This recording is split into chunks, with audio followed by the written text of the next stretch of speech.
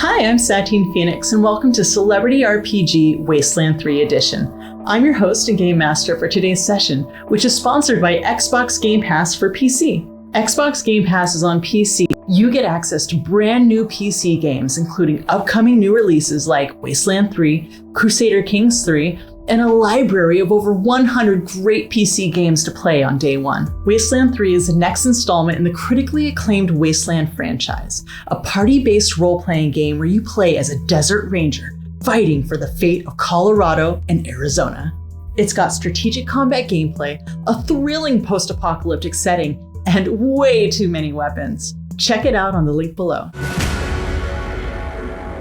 But today we're playing a tabletop role-playing game set in the world of Wasteland 3 with 4 new awesome characters. We'll get a chance to meet them, but first they're in the middle of a battle.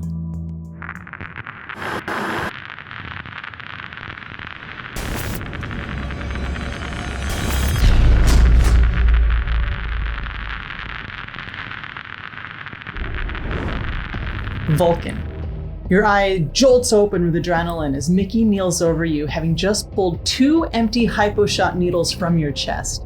You see her cover her head as bullets fly past, one catching her in the side, blood spraying on the snow-covered slat of wood she's propped up to give you both partial cover.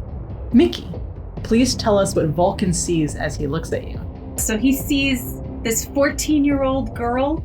I've got short cropped blonde hair. I'm covered in schmutz because who has time to bathe in these dangerous times? But you can see I've got really quick, nimble, thin little fingers. And as I pull those needles out, I shuffle and put them away really fast. As I'm working on something next to him, it looks like a bullet of some kind, but I'm wrapping it in something, taping something to it. Suddenly you hear a whistling. Vulcan, you know this sound very well. A missile has been launched and you both look around to see where it came from. Allies and enemies scream, "Get down!" and "Run!" And Vulcan, your eyes widen as the missile crashes into the mountainside, causing a massive avalanche while chunks of rock smash an enemy who'd been crawling towards you with his rifle, armed and ready. A boulder casts a shadow on you and Mickey. Vulcan, please tell us what Mickey sees as a shadow is cast down on you. She sees Vulcan's favorite other possession. A wrapped cigar snap out, but not before I take care of the kid. My metal arm wraps around the child, pulls her into my coat. We gotta move, kid. Now. My metal eye that she made for me looks for a way out. We move. What are you wearing? Aside from my hat and my metal arm, which is connected to a massive minigun named Pain, the 6-barreled rotary machine gun with a high sustained rate of up to 5,000 rounds per minute. Totally useless at this point. I am wearing a black duster. I come from another country called Texas. And I came here by the way of Boulder, but I will not talk about that right now. Right now is for getting the hell out of the way. And the boulder is coming at you. Duchess, your ranger squad has been sent to retrieve Marlon Bravo, the son of the chief of police in Golden, Colorado, and assist in their mission. It does seem that their mission is a failure. You drag the cursing Marlon across the battlefield. His leg has been blown off, but the drug he gulped down 6 seconds ago seems to have kept him riled up. "You filthy sons of bitch and gippers! None of you gonna make it out of here alive! Plow, plow, plow!" His maniacal screaming at the opposition and sound effects as he shoots make him, getting him to safety really hard. And Duchess, please tell us what the enemies see just before they jump out of the way of Marlon's bullets. They see me in my favorite getup, which is a fur trapper hat with a big red star prominently pinned right in the front. I'm wearing a leather mini skirt and 4 different tank tops layered over each other. I take out my shiny gold gun that has an eagle right on the handle of it, flip it around and smack him over the head with it and say, "Shut up!" And then grab him by the scruff and continue trying to drag him away from danger. Awesome. Torpedo, you lay cover fire and watch as Duchess cracks Marlon in the head and then does it again. and then does it again, knocking him out, making him easier to drag to the container you're hiding behind. You look to your left and see Vulcan wrap his arm around Mickey and roll with her out of the way of a massive 15 by 15 boulder. It thuds into the ground, separating Vulcan from his favorite weapon, Pain. You look to your right and your squad's trusty vehicle seems to be holding their own against enemies trying to dismantle it. Its turret shreds through one of the cowboy costumed enemies trying to tear off its favorite hood ornament. The other two members of your squad, Lindy and Ray, weren't so lucky. About 40 feet away from you, you watch as a swarm of robots overtakes them, tearing them apart, limb from limb. Whoa! Some of the robots leave with weapons, others with body parts. When they scatter, the smeared remains are hardly recognizable. Torpedo, please tell us what Kodiak sees as it speeds to your side. Torpedo has been in position. Prince Torpedo, thank you very much. I have earned that title. And he is a squat man that is shaped like a bullet himself. Blonde, thick, not very much of a neck, and totally outfitted in this kit, this vest with pockets and things like that. And right now he's been pulling out parts to attach to his sniper rifle that he's been looking through to find out who's to blame for all these shenanigans. Awesome. Everybody, you're at half hit points. First up, we're going to do the team versus team initiative. Team leader, please roll against me. Big D. 17. 17, you go first. Your team goes first. I rolled a 9. So if you guys will all roll your initiative. That's a dirty 20 for Mickey. 14, Prince Torpedo. 17 is higher. Vulcan's a 13. So this is the scene in front of you. You guys are in a small clearing, but there's that massive 15 by 15 boulder. The entire clearing, north, south, and west is trees, a tree line. And there's broken down machinery, containers, scrap wood, and scrap metal all over the place. The area is fairly big. It's about 90 by 50, and you are all kind of holed up on one side of it. You do have some friendlies. It'll be Marlon's squad, and they're in like way deep in. You guys kind of just got there, and there's a lot of bad guys. There's about 9 bad guys fighting some friendlies further over. 2 of these gippers that are coming towards Duchess, and 4 on Kodiak, and they're just trying to tear off pieces. There is that swarm of robots that I mentioned earlier as well. Now, are these those peacefaring robots? Do they look peaceful? No, not even a little. I thought not. Okay, Mickey. I see Kodiak and I think like this is an awesome piece of machinery, and I love really great machinery. So I think I'm gonna target these robots that are trying to destroy Kodiak. So I'm wrapped up in Vulcan's coat, so I just kind of keep rolling and roll out to his side, and as I do, I come forward, and flicking out of my wrist on a little like punching robot arms is a little pistol that pops out, and I grab it, and with it I shoot bullets at these robots on the Kodiak. Awesome. So you look over and you're like, gonna get the robots. But you realize that the people on Kodiak are they're wearing old 1940s costume cowboy outfits, and they're people. Oh, there weren't robots on that. But we know that they're enemies? Yeah. Because they're pulling apart our thing. Well, I got a natural 20. Ooh, yes! So, awesome. That's a 27 with my palm pistol. So is that double dice? Yeah, that's right. Is that how you do? Yeah. Okay. That is 7 plus 4, so 11. I guess that's piercing with a firearm. Nice. Yeah. And one of the cool things you notice is that as that fires, if you were to sneak a look up the side of my arm, you would see that there are just bullets lined along in a line, and every time I shoot, it goes chink, and another one automatically loads.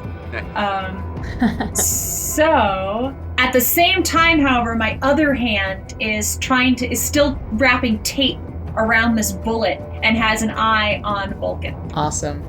Next up, Torpedo. Prince Torpedo is going to take a look through his scope and assess the battlefield. So he's taking cover behind one of these larger boulders, and he's going to go over the top of it to peek over it and see what he can see. Is there anybody that looks like they're sort of in charge or leading? You do see some people that look like they're in charge way down with the other group of friendlies. Got it. That's who I'm targeting.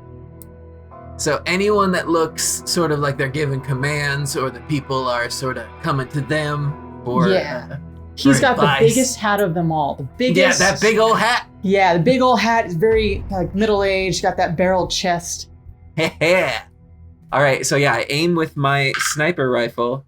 I got a 15 to hit. 15 hits. Yeah, it does. All right. So that is going to be 7 damage, piercing. Fantastic. 7 damage, and you shoot that hat right off of his head. Dunk! Just clips his ear, and he's looking around for you. And I get to do another one. So while he's distracted, I'm going to take another shot. Awesome. Oh, that is a 27. That'll hit. Yes. And another 11 damage. Awesome. I was able to refocus and get my shot. He is so confused. He's looking around and just does not understand. Now you have 3/4 cover because you're behind this massive boulder, and every time you go to peek out. So go ahead and I guess you have a move action. You could just slide back. Yeah, I'm going to take cover, and actually, can I do it as a sort of stealth? Yeah. Roll me stealth. Great. Well, that's a 10, so I'll leave it up to you.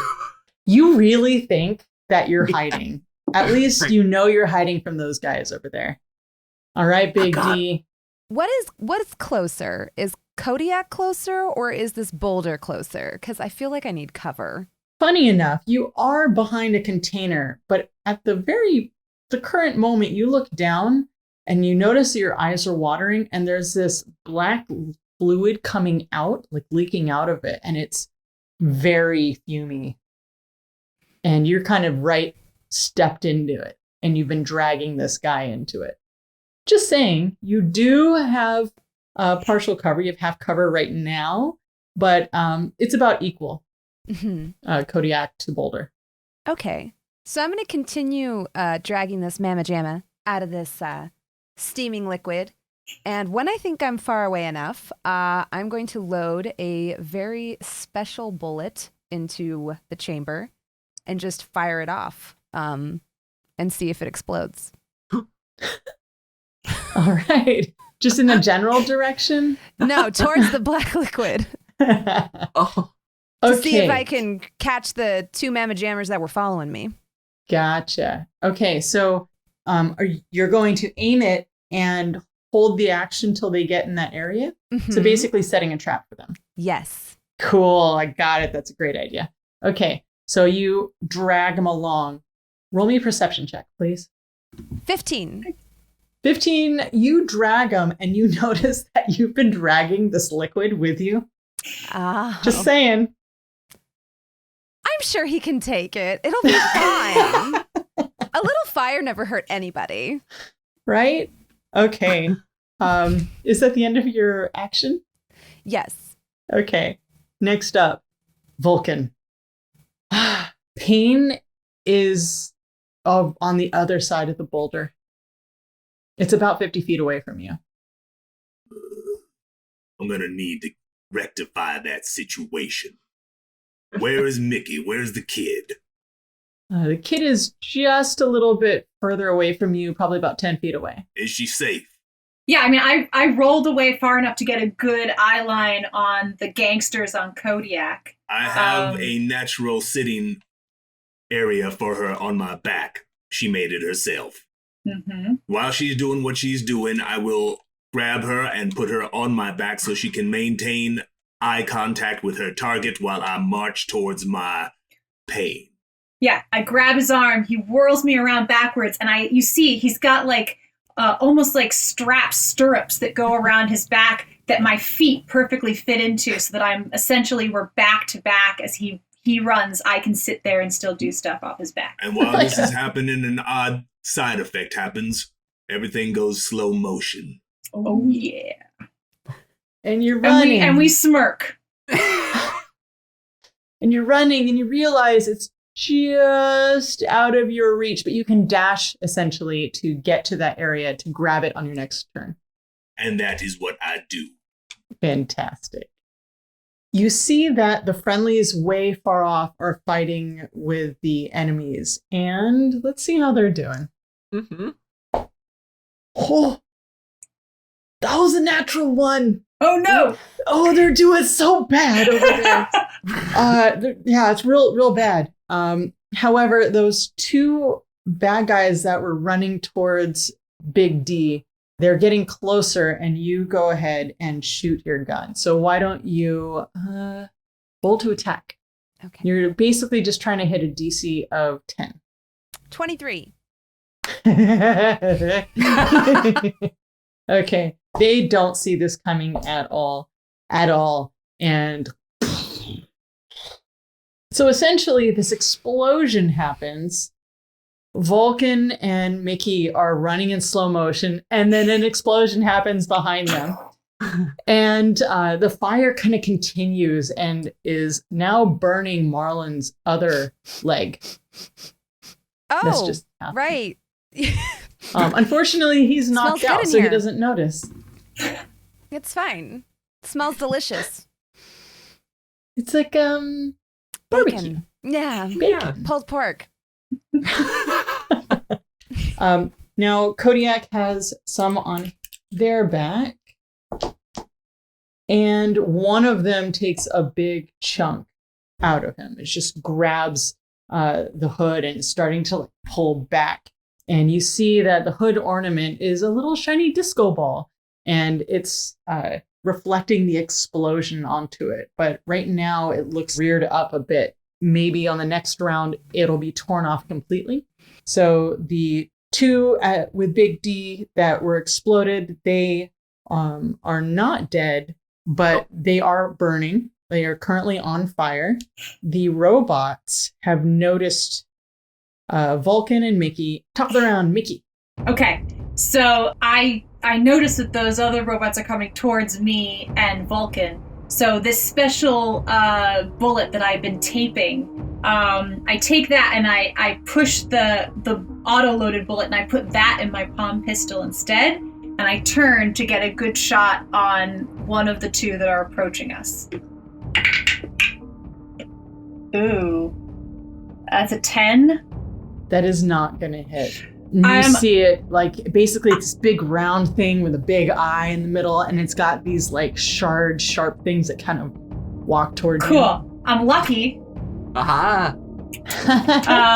So I'm lucky. So when it doesn't get off, it actually gets lodged in there. So I'm able to take it and reload it and try again. Yeah. But I don't do it. It is not any better. Whoops. So I lose that fancy bullet that I made.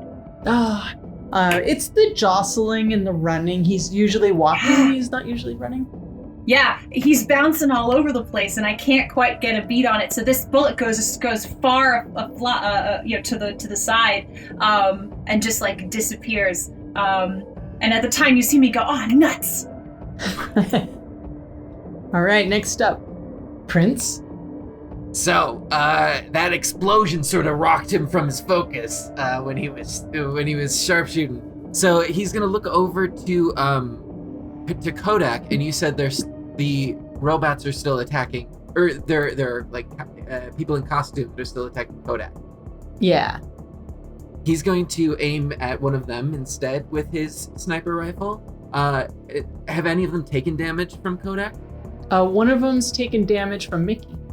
From Mickey. Yeah. So I'll aim at the one that's taken some damage. It's got like rhinestone fringe. It's very easy to spot. All right, we're gonna shoot it. Does a 12 hit? It does not hit. Oh no! So the shot rings out, and you could just see the disappointment in Prince Torpedo because this is a rare occurrence. But he's gonna take another shot. This has to. That is a 26. That definitely hits. Boom. Yeah, the first shot you see Kodiak's lights. One of them kind of looks at you, gives you a little bit of side eye. Okay. Well, that's 10 damage. Awesome. Okay, these guys are a lot more buff than they seem. He is not down. He's taken a lot of damage, but he is not down. So then, if that's the case, I'm going to use a bonus action to put a mark on it. All right. Hunter's mark, you say? Yeah, so there's you can see through, there are some sort of bionics that are in Prince Torpedo's head, but you can see the sort of targeting thing if you were to look close at his eyes. Sort of makes this sort of locked on. Boop, boop, boop, boop. And with the explosion kind of gleaming in your eye, anybody that might be looking, there's not many, but maybe one person might be looking, and they can see the reflection of what might be somebody's underwear. Oh yeah. That's what I get. All right, Duchess. I'm going to continue dragging Marlin behind me and try to make my way over to Brother Bear. I don't know if I'll be able to make it in this turn. You can. Okay, so I'll make my way over there, and I'm going to very calmly put my hand on your shoulder and just be like, get those idiots off my car. Well, I'm trying. But... And as I do that, I kind of hand you a little something, something. Oh. Just a bump. And with that, you get to roll a d4 and add that to an ability. Amazing. Check of your choice. Science. Science. And you see Marlin behind me, still on fire. Oh, man. Quarry secured. Oh, okay. That'll be my turn. He's now, his foot is aflame. And it looks like that's probably not going to make it. But, he's got one knee and a calf. That's pretty good. Yeah. He's still mostly in one piece. We should still, mission accomplished. It's fine. Vulcan, please roll me a perception check. Perception is 12. With a 12, you notice that the enemies and friendlies that were fighting further on, you don't seem to see any friendlies there. It looks like all the enemies are kind of huddled over in that area. It's all that you can kind of perceive right now. But it is your turn. Life in the Wasteland. Which ones are closest to the kid? It looks like robots are running towards the two of you. She's probably facing them because I'm facing away. I go into a baseball slide. That's what they call it in the funny books. And that puts her at the level where she can take her own feet and take standing, so she's not flopping around anymore. She only says all nuts when she's flopping around when I'm running. And when I slide into my gun, my hand reconnects to the portal. It's a USB thing, and there's always that chance you go on the wrong way, but I flipped it so it's right. And I could reconnect as soon as that reconnection happens with my weapon and let it rev up. And then I turn around, and she is shorter than I, so I unleash holy hell at the robots that are threatening the kid. I am a horde breaker, and I set it to horde breaking setting. That is 4,000 rounds per holy hell second, and I unleash hell. Roll some hell. 28 on the first, horde breaker allows me to roll again. Mm-hmm. For one that is 5 feet nearby, there is a robot 5 feet from the first. That's right. That robot receives a 20 in the face. A natural 20? No. A dirty 20. Everything is dirty in the wasteland. That is shared. It's hard to stay clean out here. Damage is 4 on the first, a grazing shot. I'm going to have to reset my sights. And on the second, it is a 7. I have Great Weapon Master, which allows me to continue firing if I may. Yes, you may. And I unload more. We'll put this one on the second since he is damaged. That second is a total of 22. That second robot receives another 7 points of damage from pain. Cool. What is the total damage you caused? I believe it was 4 to the first one, and to the second one it was 14, 15, something like that. So you've done over 20 points of damage? I have indeed.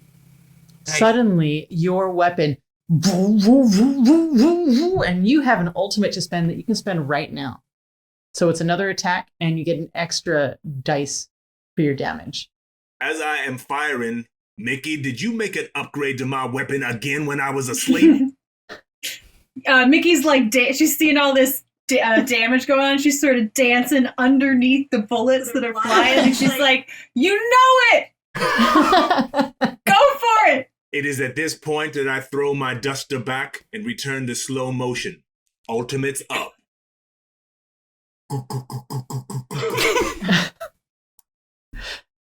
All right, narrate this ultimate, what it does, and how it destroys these two creatures.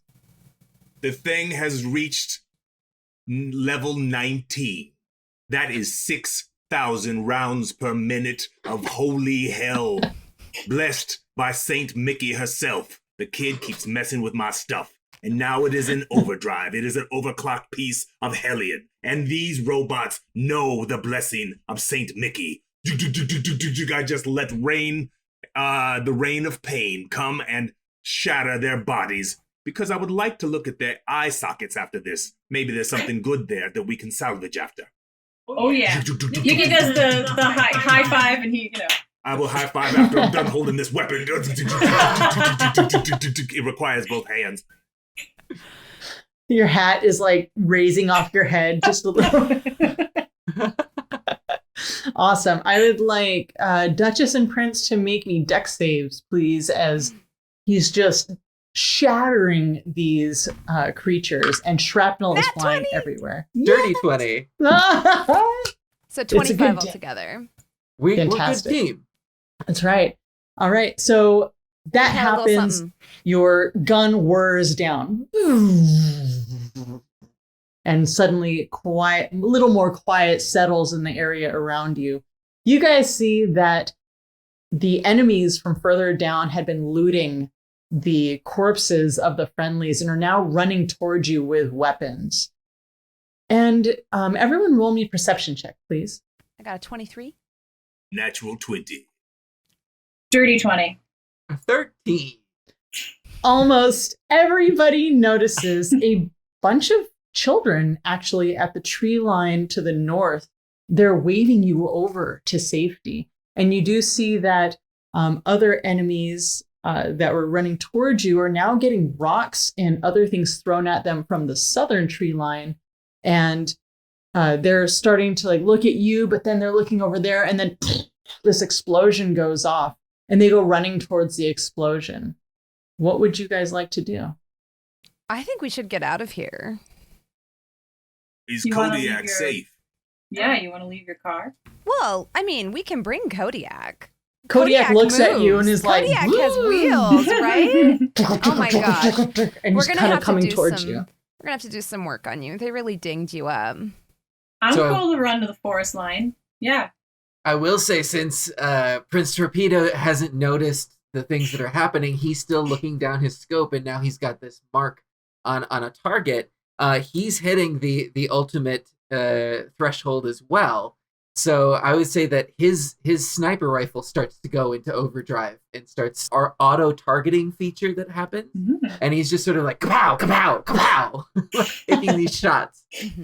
Okay, why don't you roll those shots right now? Yeah. As it you guys see that the bullets, he's running with you towards this tree line, but the gun is kind of pulling away. And as he takes a shot, it curves around like these auto targets. Curves the bullet. So I'm going to take the sniper feature with this, which is 5 less on the roll, but it adds 10 to the damage. All right. Good. High math, 27. Yes. So that would be a 22. with that one. 17 total for the second one.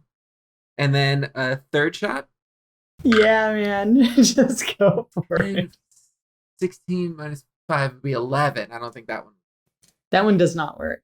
So as you guys are running, and you glance back just to check to see what does it look like as you've now just exploded this person from afar.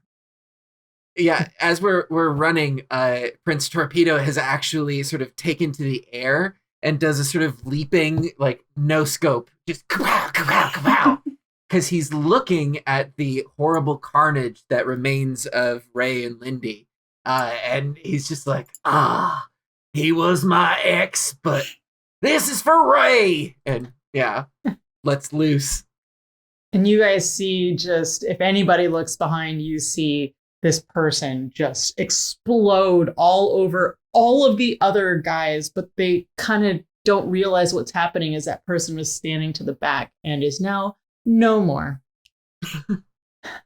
As you run towards the northern tree line, children dressed in well-tailored suits wave you to safety. Watching your back, you manage to take out the last of your immediate enemies and see other civilians in fine clothes distract the Gippers right into a pit trap. They cheer politely. Molotov cocktails arch their way into the pit, and the last thing you notice is the smell of barbecue as you dart your way through forest-covered trees.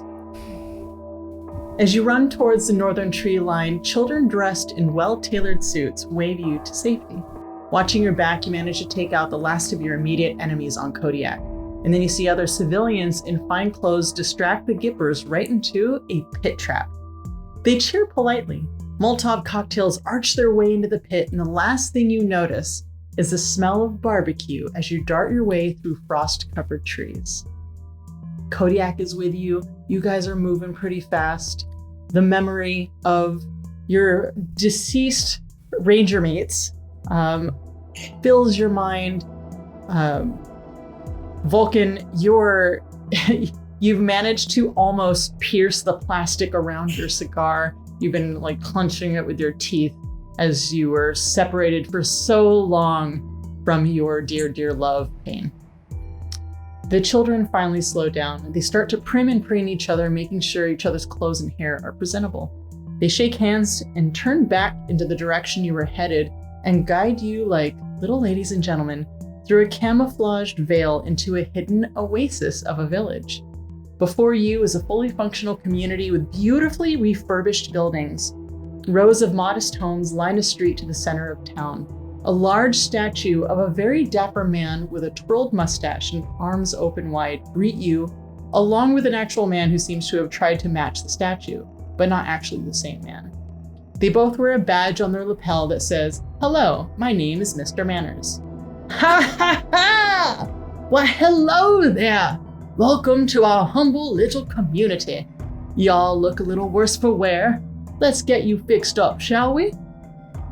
Well, we do appreciate your hospitality. As prince of this little band, I do have to say, we appreciate the rescue. Ah, Prince! Well, then I expect you to be very prim and have lots and lots of manners. And he looks at you and kind of looks you up and down and smiles. He sort of, Prince awkwardly bows. He doesn't have to do it a lot, but I can do it if I need to. We Oh really my gotta gosh. work on that. You see his mustache kind of ding, and his eyes are like, oh. He has been waiting for somebody to bow to him for so long, and he in turn responds in a bow. A little bit confused, he sort of bows even deeper.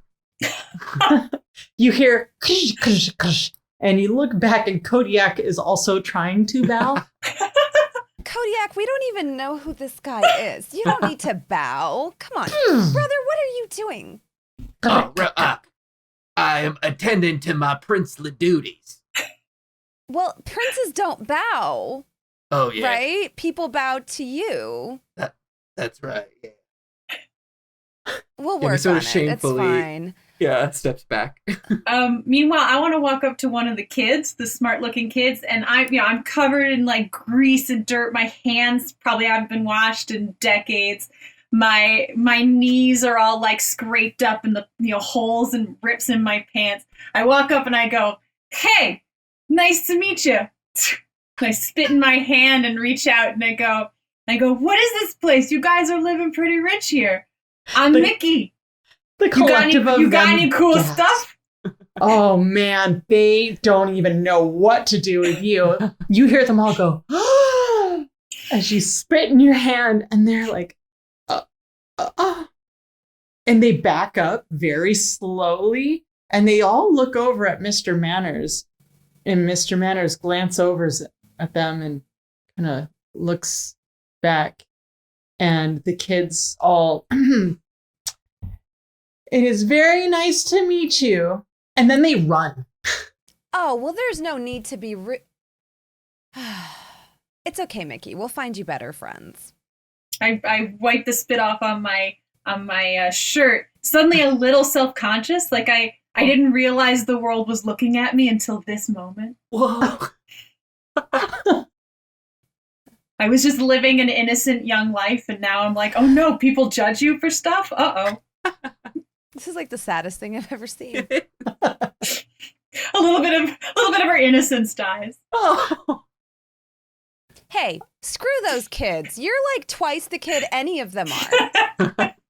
Okay, I've seen you shoot stuff. I've seen you break stuff. I've seen you fix the stuff that you break. I've seen you fix people. I've seen you break people. I've seen you do tons of things. What can those kids do? They probably don't even know how to chew bubble gum the way you do. I've seen how big your bubbles get. They get the size of my head. You're great. I go, my cheeks flush a little bit, and I go, oh, shucks, and I circle my toe in the dirt. You don't have any friends like that when you have Kodiak, right, Kodiak? Kodiak, thud. He seems his hood kind of chucks Marlin onto the ground in front of you, who's now, his leg is now burned up to his other knee. The other leg is missing from the knee down. So it's real awful looking. Can we put him out? He eventually went out as you guys were running. Oh, okay. He's out. He's not. Okay. Aside from the well-mannered kids, are there any other dangerous targets in view? There are lots of people. This is a village. But there are no dangerous targets? It depends on what you consider dangerous. Something you look threatening around, the roll me a kids? perception check. 23. Ooh. Nobody is coming toward you in an aggressive manner. Then my targeting system goes offline. Can I go take a look at Kodiak and see if they need any oiling or any, extra nuts and bolts and stuff? I want to get under the hood. You attempt to go towards the hood. Big D, how do you feel about that? How you feel about it, Big D? Mickey, I love you, but there's no way in God's green earth I'm going to let you touch my car. I go, oh man, someday you're going to trust me. You know and what? I'm gonna do something amazing to that car. I'll let you polish the hood ornaments and maybe, you can clean the rims. The spikes have gotten a lot of blood and flesh on them. You could do that. You know what? I'll even give you a couple of scrap for your trouble. I think I have something in my bags I could give you, something nice. Well, I do like scrap. I'm not into cleaning, I'm into fixing. So I'm going to dust it off my shoulder and walk back and lean against Vulcan's hip. Good kid. Not touching my car, though. No, I won't touch your car if you want me to, but you can't watch it every second. Kodiak watches themselves.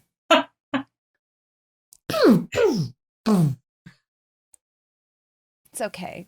You're beautiful just the way you are. I won't let her touch you. Goodness knows what she'd do. You'd probably explode or something. Poor Kodiak.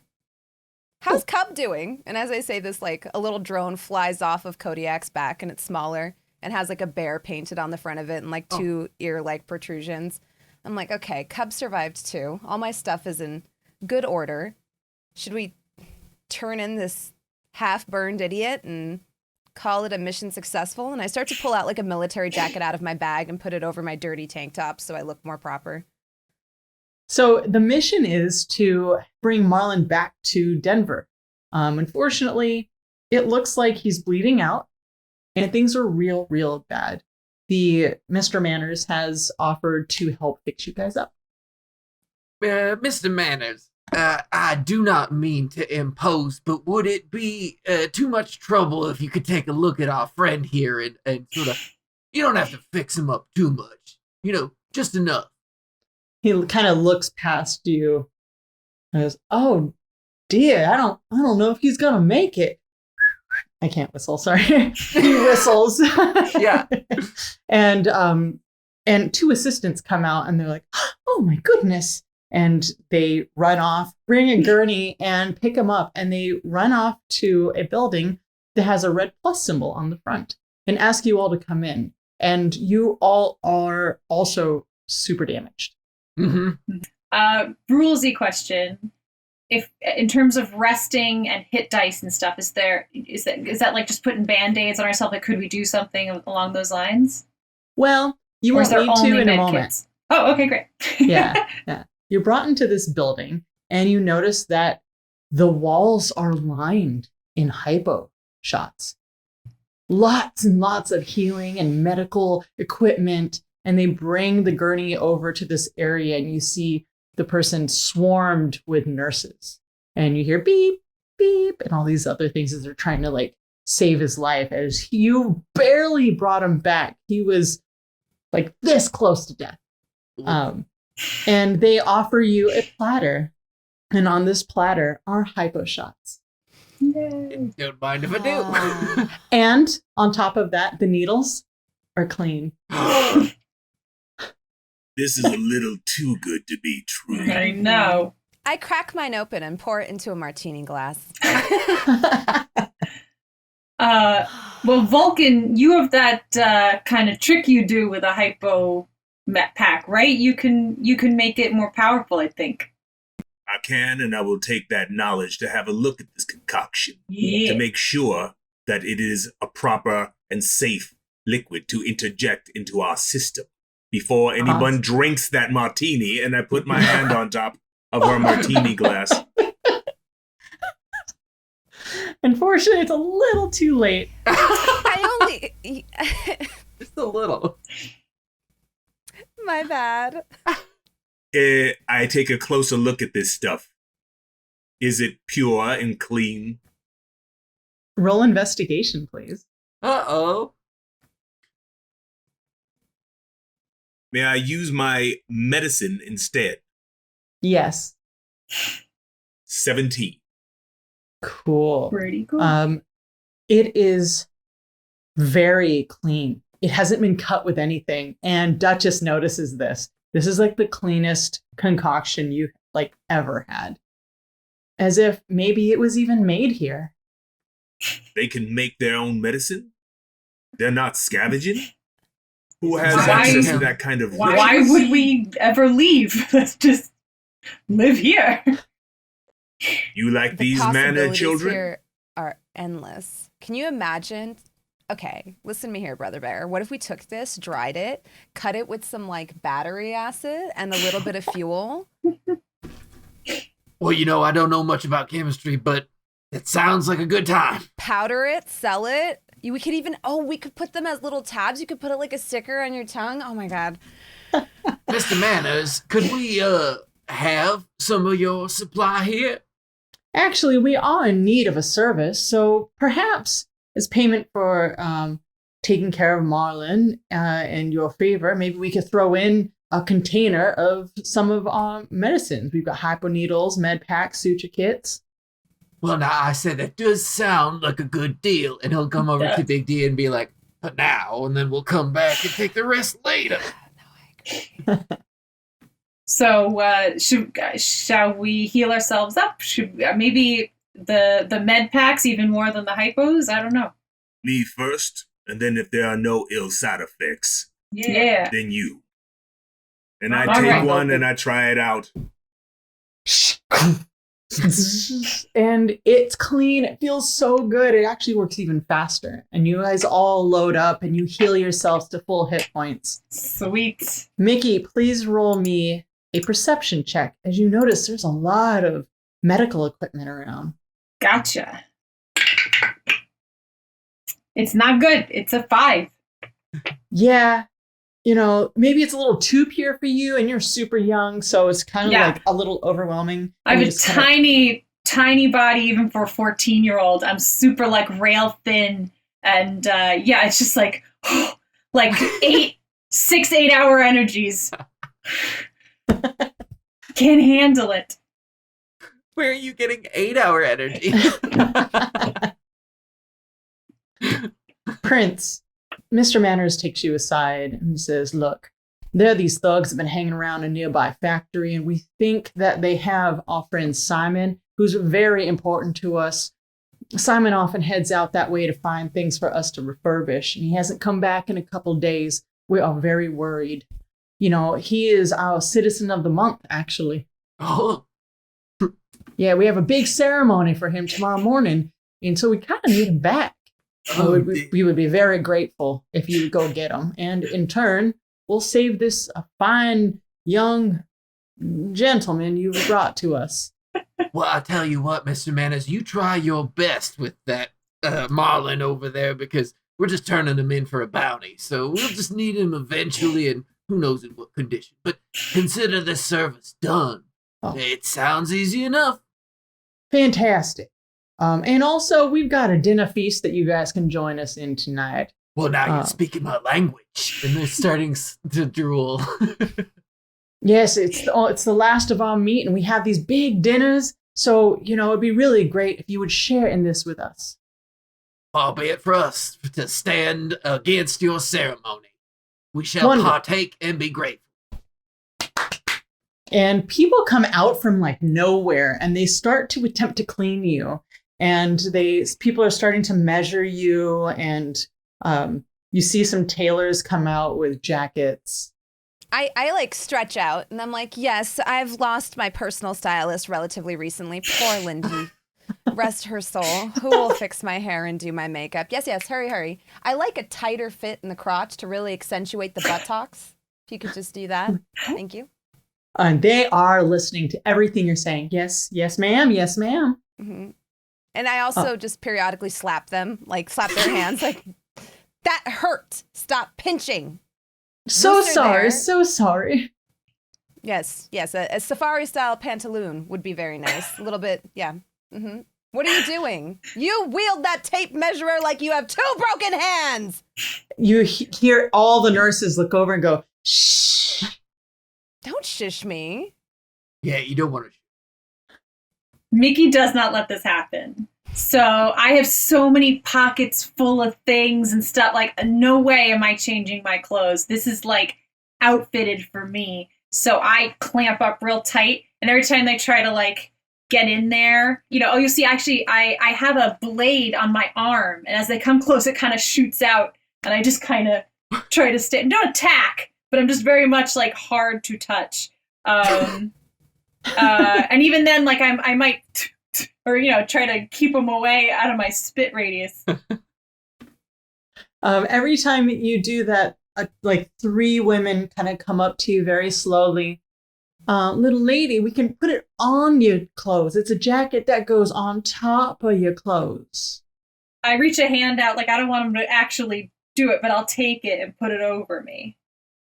All right. It's a little bit, it's like, it's huge. Made for a normal person. Yeah. A grown up. Can fit. Yeah. I fit, but it's definitely like way long in the sleeves. Yeah, totally. I request for her, if I may, more pockets on either side. Yes, sir. And they add in a couple more pockets. You are wearing it while they try to approach you with this. They're trying to put more pockets on mine? Mm-hmm. No. I'm not. They don't get to come near me. I will take things from them. You grab 2 pockets. Yeah. I'll take 2 pockets. They're very confused, but then I just focus. Put them in the other pocket. They turn to Vulcan and Prince. Prince is just standing there, much like Big D did, is used to this sort of treatment. And so he's just looking around, requesting, it's a jacket, right, that's going over. Mhm. He starts going, let's see. And then, like, rips a little bit of it to just, it's too small on him. So he's just ripping it to sort of fit in his wide frame. There. They kind of stand back and look at each other. One of them runs and then brings another one for you to wear. Oh, no. This is good. I need to keep my shooting reflexes nice and limber. But you can't have dinner if you've got tears in your jacket. Oh, I was not aware. We have rules. There's a way things go. As he takes it off, it's just like tatters of a fabric. I'll be more careful with this one. Vulcan. They all approach you very slowly, as you also are made of metal and have the big gun Pain. And they're like, "Sir, may we?" You may proceed.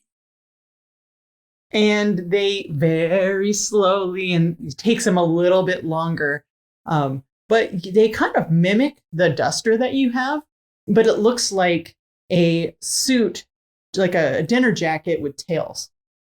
Tails is a fashion that I prefer. Please continue. I look up at Vulcan and go, looks good. But don't touch the hat.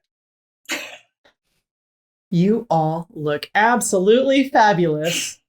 And you're walking to the dining hall and you pass some small coops, greenhouses, and hydroponic farms. It being fairly late at night, very few people are on the streets. Kodiak holds back, waving you goodbye by bouncing his hydraulics and shining a small light on the disco ball on his hood. You enter the dining hall and about 100 people are seated, plates in front of them, full silverware service, and they politely wait for others to find their seats, speaking in hushed, polite tones. Finally, everyone watches as you're the last to be led to your seats. Mr. Manners' assistant hands you each a pamphlet and says, "Bon appetit." The pamphlet reads, "Mr. Manners' Guide to Eating Etiquette." Does it say anything out of the ordinary, or does it have the list of, like, things to do or not to do? It says what each of the utensils does, how you to use them, to put the napkin on your lap, not to put your elbows on the table, to chew with your mouth closed, to take 6 chews before you swallow, and how to have appropriate table manners and etiquette in conversation. Prince, please roll me a history check. This seems really familiar to you. Oh, yeah, I'll say 23. Yeah. With the 23, you rummage through your satchel and find a similar pamphlet. This one says, "Mr. Manners' Guide to Manneritism." This was given to you by a tailor named Ananda, who wouldn't stop talking about the importance of etiquette. This is the person that nagged me into being polite. Do they match? Like, does it have similar tips, or is it opposite? This is more about the community of Manneritism, of Mannerites. It seems we've stumbled on a bit of a civilization, cult, or whatever you want to call it. As he leans over towards the rest of the party. Well, Damn dinner will be over before I get through this entire pamphlet. What are we supposed to do with all of this, and why is there so much metal in front of us? I slide half of my metal right over to Mickey because I know she'll rebuild something. I surreptitiously take it and try to slide it into my pockets. Roll stealth. Okay, great. I'm so excited to do that. Oh, pretty good. That's a 16. Oh, yeah. You're a pro at this. Those nimble fingers. And this coat's so big on me, you can't even see that I bulge. Exactly. Oh, yeah. They bring out the first soup and salad. Is this all Mr. Manners that are serving? This is the people of the community. Looks like some of them, maybe they take turns different nights, but tonight is the big feast. been a long time since I had some soup. Now, chew that for 16 seconds. Keep chewing. I know it's soup, but it's in the rules. But it's soup. Oh, it's stew. Good.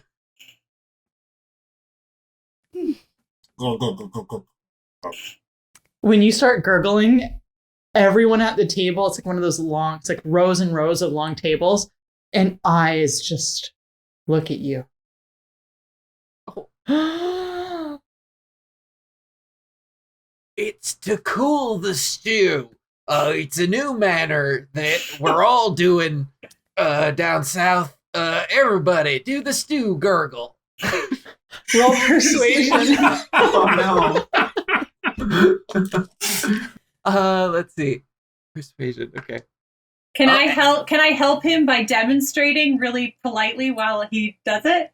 Roll performance, and then if it works out, then yes. If it doesn't, performance. Okay. Oh, this is gonna be bad. No, it's really bad. It's 3. Oh, well, I rolled an 18. Okay, good. Awesome. You rolled an 18.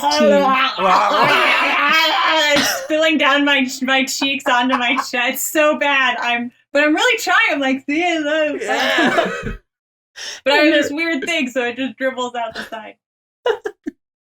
And everybody looks at each other, and then they'll look at Mr. Manners, and he gives them a nod. He goes, I've never heard about this, but where'd you say y'all are from? Boulder. Texas. Texas and Boulder. This is what the Mannerites do out there?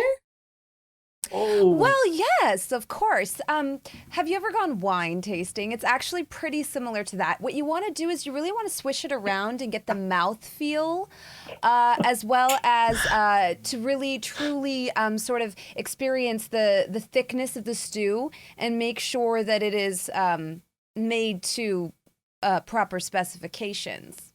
Oh, that does sound very sophisticated. Well, yes, we're not gutter trash.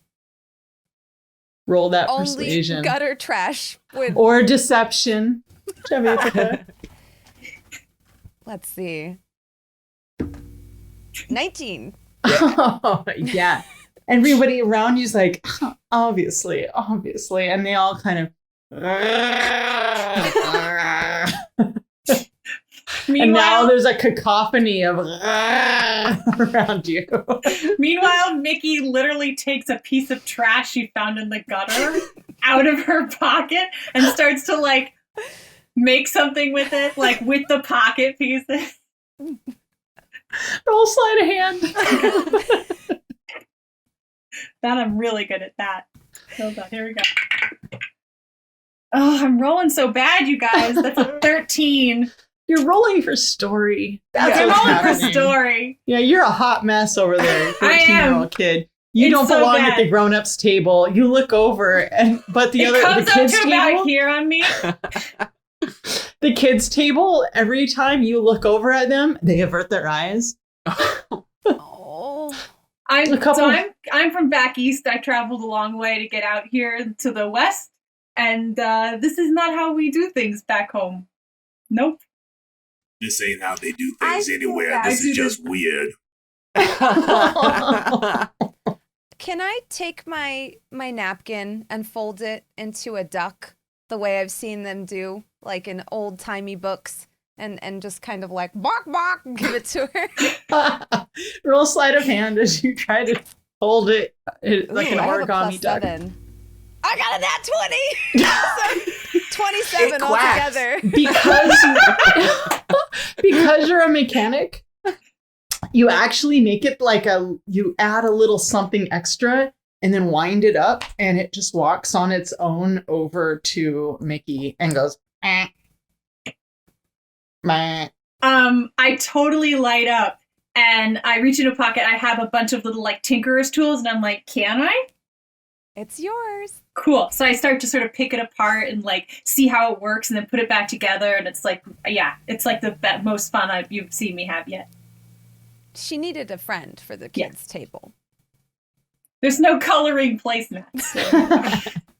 So you guys are brought out all this food, and it's delicious. Vegetables, soup, salad with an assortment of salad dressings, and then meat and vegetables and potatoes for the main course. But it's kind of like a breaded fried cutlet with vegetables, and you guys eat it up, and it's delicious. Whoever the chef is really good at their job.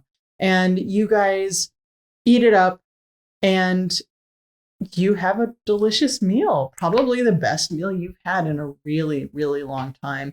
Vulcan, Mickey, maybe ever for the two of you. Yeah. Anytime, like maybe you were like, well, it's a little too cooked or needs a little paprika or salt. They bring it to you super fast. And it is exactly the way that you want it. You guys finish up your dinner, and Mr. Manner's assistant escorts you out of the dining hall and hands you a map. Here you go. Now follow this path here, and we'll need you back here for the ceremony in the morning. We mustn't break tradition. Gotta keep to schedule. She taps an obviously broken pocket watch and leaves you outside of a well-hidden gate. The five of you continue into the forest together, and it is quiet. As soon as we cross into forest territory, I'm marking a way to get back out. I have favorite terrain with forests and mountains. This is where I'm from. We are not getting lost tonight. As we're walking, I want to say that we've seen the map. Wherever we're headed, is there anything that will alert us that we're close or anything like that? Yeah, it looks like you're heading towards a factory. So as soon as we get any sight of the factory, I want to perk up and say something, unless there's something that happens first. You guys are moving forward, and snow is filling your vision. It's getting really cold, and suddenly the reality of your situation sets in. You guys came from somewhere. You have a history of stuff. How is all of that affecting you right now in this moment? I will say that this is outside of the princely duties that Prince Torpedo was expecting. He is one of the people out there amongst you and living life, but things are hard. And it's odd to see a group of people or non-people being so successful. Gotta find out where they're getting their funding. Maybe take it for themselves. Yeah, it's been a long time since Mickey's been around other folks other than Vulcan, especially those that appear to be trustworthy. So I'm also not used to all this woods and stuff, but I kind of like it because I can kind of hide in it. It's nice, I'm having fun kicking stones and picking mica and moss and keeping them in my pockets. You hear something rivet from the inside of the new jacket. And so you see, I'm enjoying myself being kind of in the quiet and being away from people. But as I said, I'm not used to having people look at me and say things about me and judge me.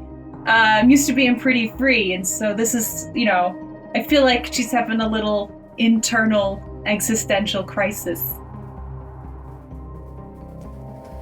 I think for Big D, for Duchess here, it's kind of, I don't know, part of me sees myself in Mickey, because that's what I was like when I was younger, when I was first starting playing out with tech, and seeing those judgmental little kids be mean to her makes me feel like, am I a mean girl?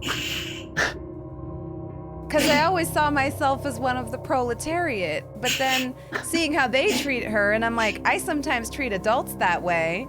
Would I have hated me when I was younger? Because Mickey handled that pretty well, because I would have beaten the brakes off those kids. 110% I would have. I would have made a robot to beat the brakes off those kids. So that's, I kind of muse with my brother. Am I a mean girl? Well, yeah, but in a good way. What's a good way? Well, in this world we live in, we all gotta be mean girls. That's true. That's true. And I've always been mean to people who deserve it. Yeah. Vulcan, you seem a bit spacey. Everything okay? I'm fine. I throw the covering over my large weapon because it is damp here in the forest. I used to live near a forest. My belly is full, the way it was back in the old days, and my eye is on the kid. It brings back memories of another life. She would have been about that age, chasing frogs. I say nothing more.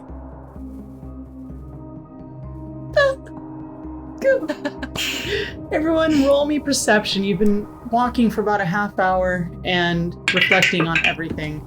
On the losses, the gains, and the existential crises that some of us might be having. 17 existential crises over here. 17. We'll go one by one. 17. You see along the path that there's signs of combat from recent to a long time ago. There's graffiti on some trees and some broken containers. You see one. It's really hard to read because of time and snow, but you do see one on this big tree that says, "Hail Fish Lips." I got an 8. An 8. You're distracted. You were going over and over in your head. Mean girl.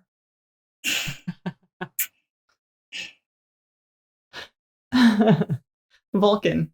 I am distracted, likewise, watching the kid. I got a 6. But then again, I am in my favorite terrain, so if there's an issue of survival or tracking, that is a 16. All right. With a 16, you're kind of walking off to the side, hanging back a little bit. And you do see that there's a little, ditch. You walk over to it. This is like a half hour in. Looks like there's a pile of human bones. Prince Torpedo, you should have a look at this. Yeah. I'll mosey on over. Whoo! Can I do maybe a survival check to see if I can maybe figure out the means of their death, or is it apparent? It'll be survival or medicine. Oh, they're the same. Okay. 11. Naked bones. Looks like they've been here a while. Clean bones. And I'll pick one up. Completely clean. There's no cartilage, no ligaments hanging around, not even any goo. Well, now that is strange. Are there any teeth marks? Doesn't seem like it. I look up. Snow gets in your eye. That's why I never look up. Do these look like maybe they've been cleaned with some artificial means? I have some experience with acids and things like that. You do. Roll me Arcana/Science.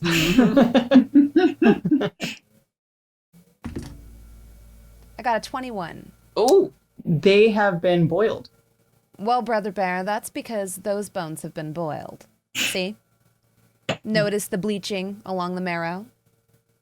Well, why would you want to do that? Unless you're setting a trap or making a stew.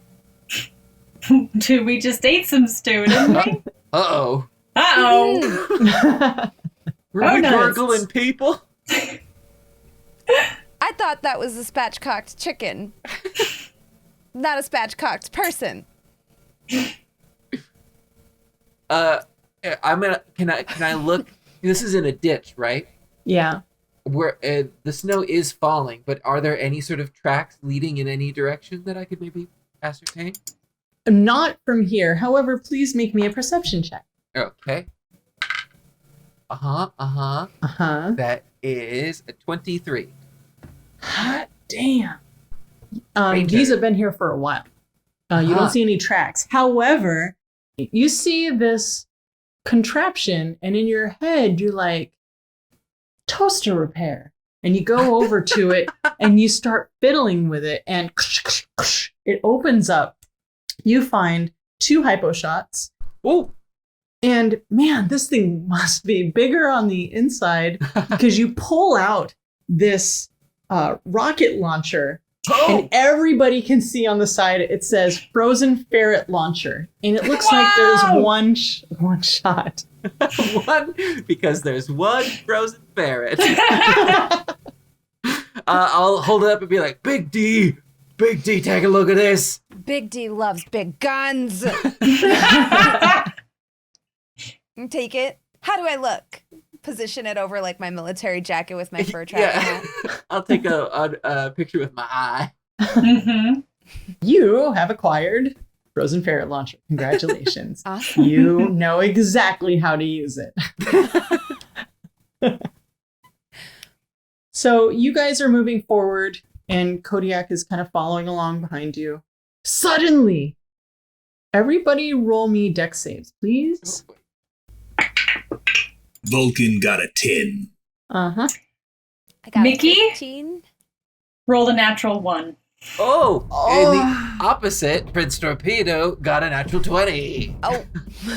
Okay, so Mickey, you were leading the charge, waiting and like kind of darting, like, are we there yet? Are we there yet? Are we there yet? Are we there yet? And boom, you step on an explosive. And boom, you take 39 points of fire damage, and you are knocked prone. And seemingly out of nowhere, these junkyard mechanical dogs run up.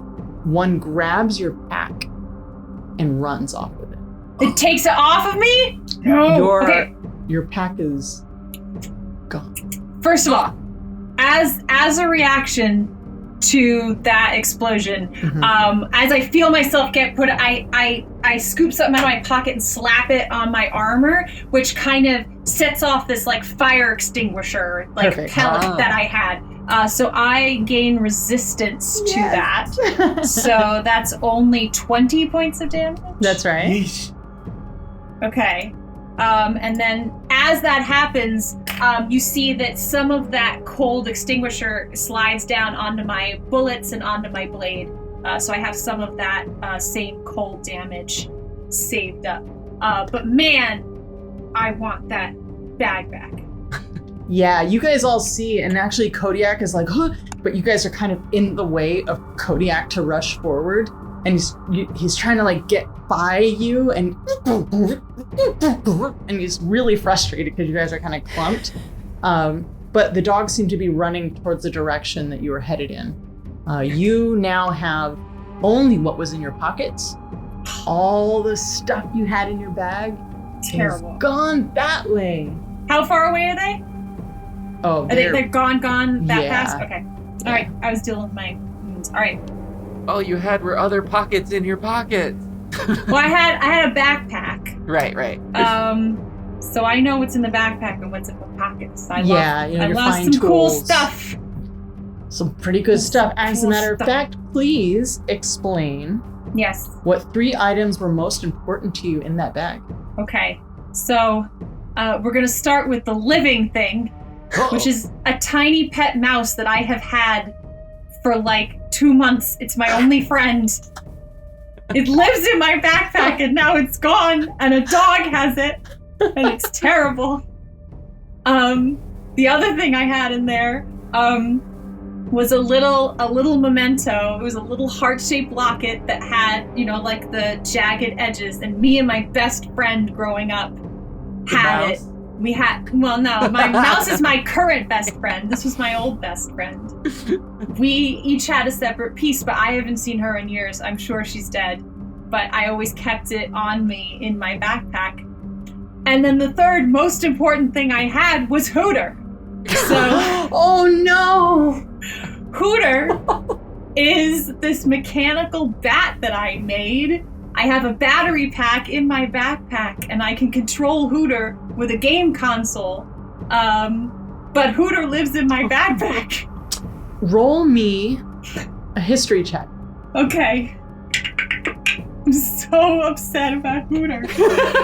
Alright. That is a 17. Guess what you have in your pocket? What do I have in my pocket? Your My game console. controller. Yes. So I was gonna say, if they're not too far away, I have a little bit of range on Hooter. Okay. I mean, all you can do is try. I can try. So I think they're too far away now. I don't have like tremendous range on Hooter, but if we get close to the place, I can try to get before the dogs eat my pet mouse. Gotta get after them. You guys move forward, trying to get after these dogs, and you can see that you're starting to get near this factory. There's those big arms that are blocking you. So now we're right outside the factory? You are outside of the road that'll Like lead gate. to the gate. So there's like those do not cross kind of mechanisms. Okay. Could I We have a should be hypo? careful. Yes, I'll help. I May I take have a out hypo? the biggest, nastiest syringe you've ever Wait. seen in your We life. got clean It's one. huge. Okay. And no, this is my own special brew. Sure. And I take it and very unceremoniously just poke it right into your leg and to depress it. And yeah, you heal 2d8 plus 2. Fabulous. Mm-hmm. All right. It could not have been dirtier than the leg that Yeah. you... There's like a little bit of rust on it. I scrape Yeah. it off. I'm like, that's fine. There's caked mud and old dried blood on there already, so, all right. It smells So like Pop 2D. Rocks. Ooh, that's good. So that's 14, and then plus 2, you said? Yes. Mm-hmm. So that's 16. Fabulous. Perfect. So you now are in front of this gate. Down the gate, you do see in the distance that there's a guard tower and a fence, and behind that is a major, really big factory.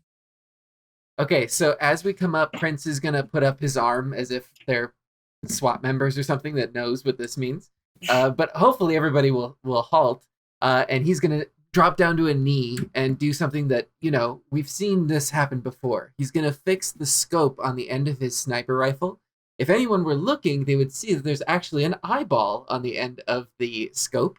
And as he adjusts it, he's activating this for X-ray. And he's going to Okay. see sort of inside the tower and the facility, see how many guards there are. So you're looking around. Roll me a perception check at advantage. Yes. That's a natty 20. Yes! Oh, this is good. Okay. All right. So you see the fence, you're like looking out, you're kind of focusing. You see that there's this fence, there's barbed wire. You see that there's a console on the fence, and every once in a while you see bzzz. Okay. There's a guard tower, and you're kind of focusing your X-ray vision, and it goes a little bit too far. Oh. It looks like two biker guys, and they've got like leather jackets, but they look real maniacal, and they're kind of standing there with rifles inside it, but they're kind of back to you. And you notice that one of them is wearing a very fine lingerie underneath their biker outfit. I was going to say, like, they look intimidating, but they have, like, really cute underwear on. Yeah. Just for them for later. One is blue, like a blue G-string. Oh, And you wow, see okay. it has like a red S symbol on it. Ah, okay. And also at the base of that tower are two barrels. And there's also 3 different crates that are like under it and kind of near it. There's also 2 broken down cars that are like totally stripped. There is a bonfire. Around the bonfire are 6 people hanging out with bottles of stuff. They're wearing biker jackets. You kind of focus in a little bit more, and as they're turning around, kind of like punking each other, the jackets say hard heads and has faces on the jackets, but the faces look like they're human skin sewed crudely into the leather jacket. Ooh. And tree lines the path. So I'll explain this to everybody as I see things through the scope. Does it look like this console that's sort of fritzing out? I can assume that that's probably for the door or these levers, right? It You seems can like. assume whatever you want. So I think I can take this out with a shot. We've got some of these barrels and crates. Who knows what might be inside of those? Well, I mean, we could just talk to those 2 gentlemen in that little crow's nest, and they'd probably let us in. Yeah, I doubt that's gonna happen. Oh, I mean, I have my ways. Well, how about this? I'll stay out here and keep you covered. Well, you go ahead and try. All right. I like that idea. I'm going to get Kodiak and have him pretend that he's limping, and maybe even create have him be like, "Come on, spew some smoke." And I'm gonna lift up my skirt a little bit and pretend like I'm fixing him, and make a prominent display, like, "Oh no, my war machine has broken down and I am utterly useless with technology. If only some strapping young lad in blue lingerie would come and help me fix my broken machine. Truly, I am stranded here and completely beside myself. What shall I ever do?" Mickey's mouth drop. Can't believe what she's seeing. Meanwhile, this is a tried and true technique, so Prince Torpedo is going to take his place. He's going to take cover in the trees and then wait. Vulcan, what are you doing? I'm eating. I look over at Mickey and I toss some of my beef jerky into her mouth and then close her mouth because it's still slack-jawed. All right, so how close are you going to get before you set up this scenario? Pretty close to the gate. Very close to the gate. Okay. So you guys move the furthest arms up and you kind of move through and you get fairly close. Prince, you're moving along the tree line. The other two are pulled back. Yeah. And Kodiak, oh boy, let's see if Kodiak is a fantastic actor and is like cuckoo and it's kind of looks like it's limping along, and so it's hydraulic as one's moving and its exhaust is kind of smoking and chugs along, but attracts their attention. And tears. You're walking toward with it, and then maybe about 40 feet away from where they are, Kodiak goes. Make me a perception check, please. Duchess. Oh, God. A 15. Cool. I mean, you can smell the alcohol and body odor and all sorts of other things. But also, smells like barbecue as you turn around and it looks like they've got, at first glance, is Ren Fair turkey leg. Except at second glance, maybe it's a femur. Oh, maybe it's an arm. And they're munching on it. Oh, no. Milady, you are standing 40 feet away from people eating people. And now they're all looking at you. What do you do? I shoot the frozen ferret launcher right at the crow's nest. I'm like, oh, hell no. Where does the ferret launcher get shot? Towards where are they in a kind of watchtower? So there's the watchtower and there's a bonfire, and these people are around a bonfire. A bonfire. I shoot it directly into the bonfire. Yeah. Okay, roll to attack. Oh gosh. Is this with Dex? This will be your ranged attack. Okay, I got a 19. Okay, you shoot it into the side of this bonfire. And let's see if any of them save. Just picturing the noise a ferret would make as it's being launched. Just it's frozen. The frozen whistle anyway. is and all six of them fly, but one of them actually lands in a superhero pose and looks over at you, and it looks at his human turkey leg and throws it on the ground and starts running towards you. The others are holding their heads. Prince, you see that the two in the guard tower are looking around. So this would be a good time for initiative. Yeah. You guys can go first. Okay. Prince got an 11. It's a 9 for Nikki. Or Mickey, sorry. 9 for Mickey. 22. Woo! I got that +5. Vulcan got 19.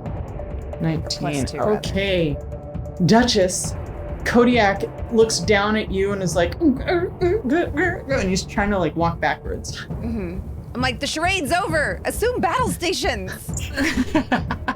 The turret goes. It's my favorite sound. I'm gonna just, am I within firing range? Yeah. Okay. I'm gonna fire off 2 pistol shots. Okay, so right now you've got 5 people on the ground holding their heads. You've got 1 in this like low stance looking at you, and you've got 2 in the guard tower. Yeah, I'm going for low stance, looking at me. I'm just gonna fire. Pop, pop. 1 from each. It's got that hungry look in his eye. I got a nat 1. Oh no! Okay, do you know the rules for rolling a 1 on an attack? Yeah, so this is gonna be... And I rolled a 5 on my d6, so I take 8 damage. Okay, so please tell everyone how you hit yourself. Yeah, so I pull up my pistol, and as I do, Kodiak is manning battle stations because I just told them to. Brings his giant turret down into, aiming position. As he does, I fire off my pistol. I miscalculate it. It goes up against his little turret and just flies back at me, grazing me against the shoulder for 8 damage. Looking down at you while that's happening, he feels really, really bad. You hear, oh. And 18 points of piercing damage hit the guy from this turret. And it's like, pow, pow, pow. And it kind of pushes him back 5 feet. Perfect. That more than makes up for it. Yeah. Ooh. All right, Vulcan. Is Big D exposed? She's gone up so far. Is she kind of caught out in the open? Oh, yeah. The kid's safe. Now it's about her and Kodiak. I throw off the cover off my gun, and when that comes off, the eye patch slides up and the steel eye locks onto targets. There are too many targets for her to be safe. I switch my weapon over to suppression mode, and I release a hail of suppression gunfire. Yeah. None will approach her while I attack. This mimics a hail of thorns, but it is suppressive gunfire. I will fire at full rate and then add the hail of thorns afterwards. The first attack is 23 to hit, and that does 11 points of damage. Nice. At which point, everybody within 5 feet of that person, and I find the person that is most surrounded by other people and most threatening to Big D, I hit them with that suppressive fire. They must all make dexterity saving throws. Okay, so we'll say so the guy that's in that low stance, and then the 3 around him. That is perfect. Okay, so they have a 12, a 10, and a 6. Excellent. The save was a DC of 12. Okay, so a 10 and a 6. Each one of them takes 7 points of damage, and if they saved at all, they take half of that. And how much damage does the first guy get? 10 points of damage. You're at 17.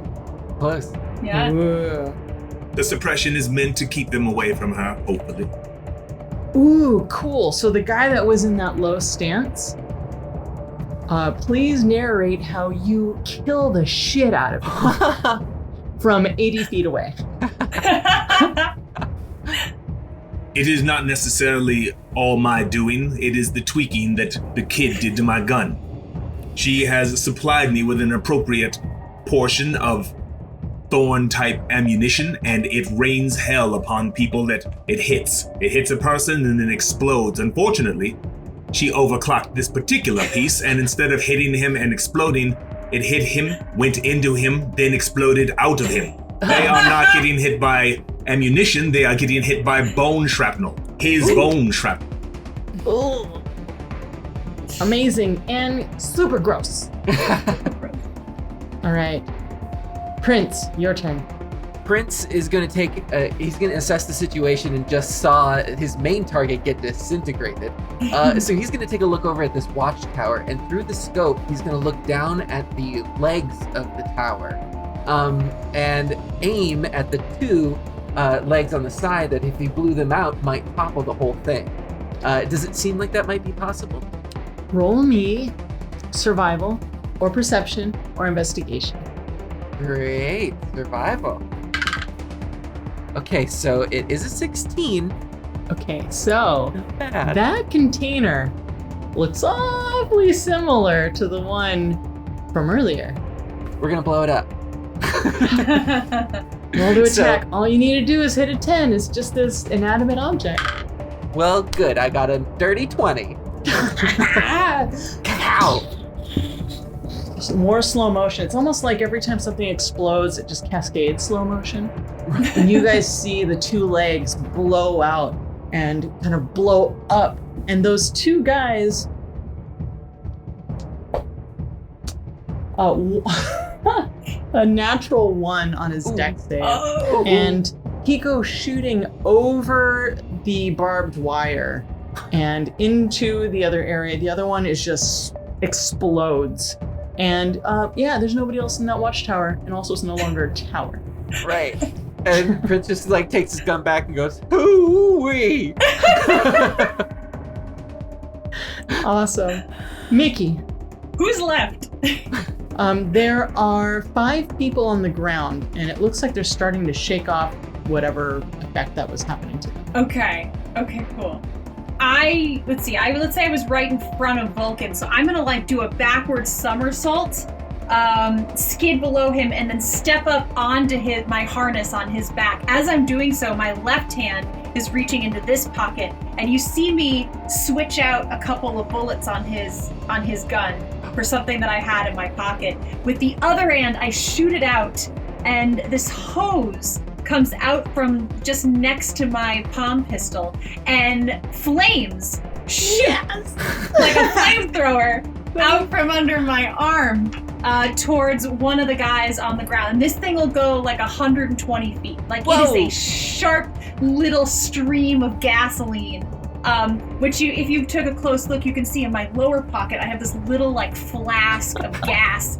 And as I kind of like, almost like I'm doing farts, I pump my arm and it pumps out this thing out of there. So here we go. 17 to hit. Yeah, totally hits. Yes! Your allies smell it before they see it. They're like, oh, she's at it again. And they all kind of move to the edge as this little stream is followed by... Yes, gasoline just, and then as it hits him, it bursts into flame. So that's going to be 8 plus 5, 13 fire damage. Nice. Raining down on this one guy's head. As that happens, it's my ultimate fires. Ah! Yes. Right? Because it's cumulative, right? Yep. Yeah, ultimate fires. So, as this thing is streaming out, it bursts, and more gas than usual would come out. So it's like the pressure of it. I'm so excited by this. It bursts and extra comes out. So is this another attack or just add another dice? This How does the is... ultimate- Let's add another dice. Just add another dice. Yeah. Okay, so here we go. Another die. There's a new meaning to the word fire hose. Another 6 Yeah. on top of that. Awesome. He's not dead, but he's not having a good day. So 13 plus 19 damage total. Congratulations. Thank you. Let the chaos rain down Okay. upon your enemies. 2 of them get up, and they're gonna run at Duchess, and they're going to take those human femurs, and they're going to come at you and attempt to hit you. You are 40 feet away, and they are not close enough to get to you, but they are on their way to you. The other 2, one got blown, one is on fire, and then 2 are coming at you. The other 2, they duck behind one of the stripped cars, and they're going to shoot at, let's see.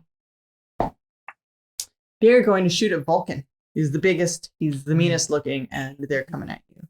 So they're going to attack you for... I am armor Okay. class 18. That is a 23 to hit.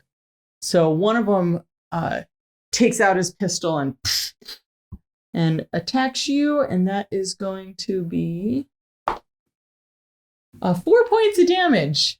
They were not prepared for this. The other one, the bullets just zing past you.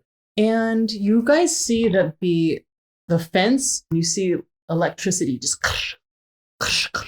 start to cascade around it. And we're at the top of the round.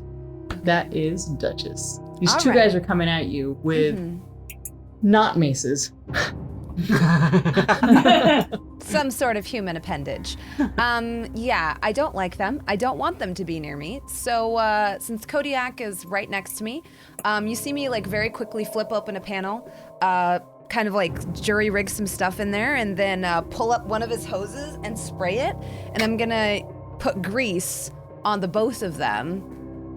And Kodiak isn't very happy about it. I'm like, you'll be fine. You can stand to use a little bit. I designed you this way. And then I stick the hose back in, tighten it back up, close the hatch. Okay, roll me Arcana. Okay. Science. 21. Ooh. Awesome. At first, he gets kind of pissy at you, and he's like, and his hydraulics stop, but then they come back, and you see he's like, oh, okay. And so now they are covered in grease. Congratulations. So they'll have to make a dex saving throw or fall prone. Okay, that's 18 and a 13. The save was 13, so...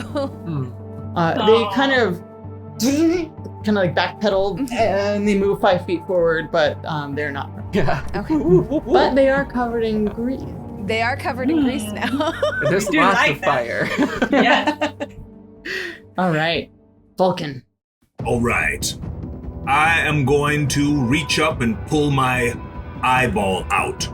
Book! It is made of steel, and I slam it into Pain, my gun. Chukunk! I rotate the Gatling head and aim it straight into the air. Boom! And I fire my eye. I engage the elevated sight. 120 feet into the air, my eyeball goes, and as it hangs up there before it returns, it has a look around for the dog and the pack that stole Mickey's stuff. Very cool. You see there's 2 of those junkyard dogs hiding behind the scrap car, but you don't see the other dog or the back. I disseminate this information and spread it to the others. 2 dogs, no sign of the pack. How high did you say your eye goes? 120 feet. You see 360-degree view. You see, just as if it had been running for a really long time, the tail of one of the junkyard dogs going into the factory. Nuts. There he is. He's going into that factory, and I point to that factory. Next up, Prince Torpedo. Prince Torpedo is going to take an aim at the console that's now that electrified fence. To see if we can do something about that. All Take right, a shot. go for it. Dirty 20. Dirty 20, you hit it. And you see the gate, and the whole thing starts smoking. Uh-oh. And now you see the electricity. It's getting worse. Oh boy. You know what? I can take 2 shots, so I'm gonna shoot it again. Sometimes that fixes it. Worse. That's a 12. It still hits, and Yeah. now the entire thing is just ebbing electricity. And you see the hair of everyone around you start to lean towards the fence. So I may have made it worse. Leave the electronics to me, brother, please. Yeah. Good to know. That's my turn. Mickey, Oh boy. I focus. Okay, so we still got like 5 guys standing around Duchess. there's 2 guys on their way to Duchess. They seem to have slippery feet. Might get there sooner. Okay. There's Right. 2 hiding behind the car, and one of them Okay. is on fire from you. Is on fire from me. And the two that are approaching Duchess are covered in grease. Yes. Okay. On my other arm, I pull back a leather band that was holding down something that's on springs. And I reach in my pocket and I put a little capsule of something in it. And as I slam down, it catapults it forward towards one of the guys covered in grease that's approaching Duchess. Let's see. What I want. That's 16. 16 hits. Yes! Yes. Okay, gotta cross that map. Okay, that is... Woo! Woo, that is 48. Whoa! Oh, yeah. That is 48. Okay, so that is, that's 12. And then, another 8. 20, which ultimates me again. Yes! So that's just one more of those dice, not a 4, right? Yeah, Okay. just one. And I rolled a 1. So it's 21 points of fire damage onto the guy covered in grease. So I catapult this thing forward. It's like a little capsule that you can see of alchemist fire. So it's like grease, and as well as a once it hits anything wet, it lights on fire. Beautiful. So as it breaks onto this guy, the moisture in his skin and the snow in the air and the grease, everything accelerates, causing 21 points of damage. Hilarious. That is so fun. I love this so much, especially since it's their turn now. Duchess, these guys are coming right for you, except for now their feet are covered in grease. And they've been running full speed this whole time. And so they're going to try to hit you with their human bones. And one of them is on fire. Okay, 16 plus. It's also just an interesting way to say punching. I want to hit you with my human bones. I know. Except for they're literally holding Right. femurs. Okay, that is an 17 to hit. That hits. And a 13 to hit with one guy. 13 is my armor class. Okay, that is 10 points of bludgeoning damage as you just got not the face. And the other one, who is a flame, is going to attempt to hit you, and but also is sliding towards you. So a couple things are going to happen here, depending on if he hits.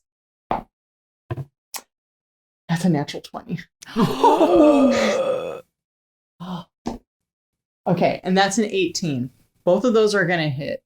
You are going to take 15 points of bludgeoning damage. Mm-hmm. And also 4 points of fire damage as you are now on fire. Oh no. This guy hit you, but also can't stop. So the two of you keep moving forward. You're just pushed back 5 feet. You're almost like laying on Kodiak right now. And this guy, he's like matted and burning, and he's got this, his breath is so bad. He's been eating a lot of people, and it's real ugly. The other two are one of them's going to shoot at Prince, and one of them is going to shoot at Vulcan. You're going to try. Prince, that is a 19 on the die. Oh, that'll do it. Okay. That is 8 points of piercing damage. And then that one is not going to hit Vulcan. That is a 6 to hit. It's like this little tiny bat mitten, like, as it comes towards you. Bet you're liking that armor modification now. However, that fence looks real dangerous. Yeah. And this arc of lightning comes off of it and hits 1, 2, 3, 4. That is Vulcan. All the metal that you're wearing seems to pull that electricity, and you are hit for 11 points of lightning damage. Oh. And it is now Big D. This guy is up on your shit. I don't like it. I'm going to use my bonus action to disengage. and put Kodiak between myself and these two unsavory types. And then I'm going to pull out my very special gun. It has 2 eagle wings that spread out, like kind of where the barrels meet the handle of it. And I'm like, all right, new reliable. And I'm going to fire 3 very strange syringe-shaped heat-seeking bullets. Yeah. This is Jim's magic missile. So let's see. Yes. You call him Jimmy. Jimmy. I got an 18 on the first one, a 15, and then on the third one, a 21. Beautiful. You were looking to hit an AC of 12. Oh, so all 3 hit? Yeah. Now here's a question. Mm-hmm. 2 things happen as you disengage. One, you have a line, you can see the battlefield a little bit better. There's those 2 guys. Mm-hmm. However, Kodiak has that big alteration that you put on the front of him. Yeah. Which is the snapping jaws of death. Mm-hmm. Huh? So he also goes on this turn, and I just rolled a lot of damage for this one. Okay. So you look over at Kodiak, and with his light, he kind of looks over at you and winks at you. Is it in this like, I got this one? Yeah. So I'll aim for the 2 that are hiding behind the truck then. Yeah. Especially because the bullets are heat-seeking. You just kind of see the old Reliable's barrel come up over Kodiak. I'm not even looking, and just fire off all 3, and they shoot behind the car. Awesome.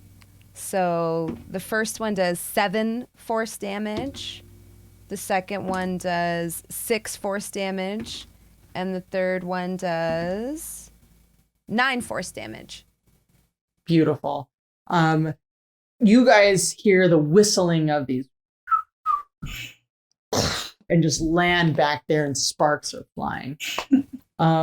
Kodiak is now just chomping down on these 2 guys here and decimates them. And then you see him as he has seemed to trigger his ultimate. So as he's munching on these people, Big D, tell us what this ultimate looks like. So you almost see like the top of his hood like detach and become even wider, and you see like the disco ball like on the like sort of far behind the machine like kind of glitter, and it lets out like this blinding light, and you notice that Kodiak now has like a grill, like a blinged out grill in his bottom teeth, and his top teeth almost whirs like that, like a lawnmower, as he like engages like his souped up mode. Nice. Well It's done. blinding. It's so fabulous. Vulcan, 2 guys left on the other side of the scrap car. I release pain and fire full force into the first one. The lowest armor class that I hit is 16 with the first attack and the horde breaker. Absolutely. So you manage to move to the side so you get a better line of sight, as the car was barely hiding them anyway. That is 11 points of damage to the first one. All right. And as it hits, my special bullets explode, and I had filled them with battery acid. Oh, geez. So there is 2d8 battery acid that explodes out of these bullets. Yes! There is also a dex saving throw for anyone adjacent to them to make sure they don't get splattered. That's a 10. Yes! I rolled 11, so they both take 11 battery acid damage. Oh my gosh. So because of all of this, it triggers Vulcan's, because it's on his, but It's then on his whatever. It is his ultimate. Destroy these guys. The first one gets cut through and then battery splashed. I shoot a look over my shoulder because I did not know she reloaded my ammo. Thank you. Then I look at the last guy and I rotate my gun over. And then I decide, no, look up. And when he looks back and looks up, my eye comes out of the sky and splats him right in the top of the head. Bop! And that is why you never look up. And suddenly everything goes quiet except for the really crackly electricity from this fence. Yeah, so we might want to do something about that. It's a free-for-all. I am able to detect wires. Like I have a keen sense for being able to see hidden wires that are hidden from sight. Can I get any kind of sense of how this thing works or how to cut the power? Mm-hmm. So roll me survival or investigation at advantage. Okay. Or science arcana. Quick tip, don't shoot the box. It gets worse. Glad I had advantage. 21. Beautiful. You notice that there is a small group of trees, bushes, that seem to have been hiding another box. I point it out locked. to my brother. I say, that one. And I kind of like start heading over that way. You make it over there and it's tasty. This hasn't been touched in a really long time. But it is locked. Are we talking a physical lock or a digital lock? Yes. Physical lock. The answer to both those questions is yes. Ah, okay. I pull a very strange doohickey out of my pocket. It looks like a thumb drive, like a USB stick, but it has like the form factor of a key. And I'm like, I don't know, sometimes this works. And I jam it in just to see. You jam it in. You can feel it start to and kind of fit its way in. And then you push a button and this little jolt of electricity goes. And you hear clink. And it opens. Yes. And there is a console. So please roll me Science Arcana to see if you can communicate with this to handle the fence door situation. As you're working on it, Prince is just like aiming, like, want me to shoot it? No. I only got a 13. I just start kind of like, you sure? No.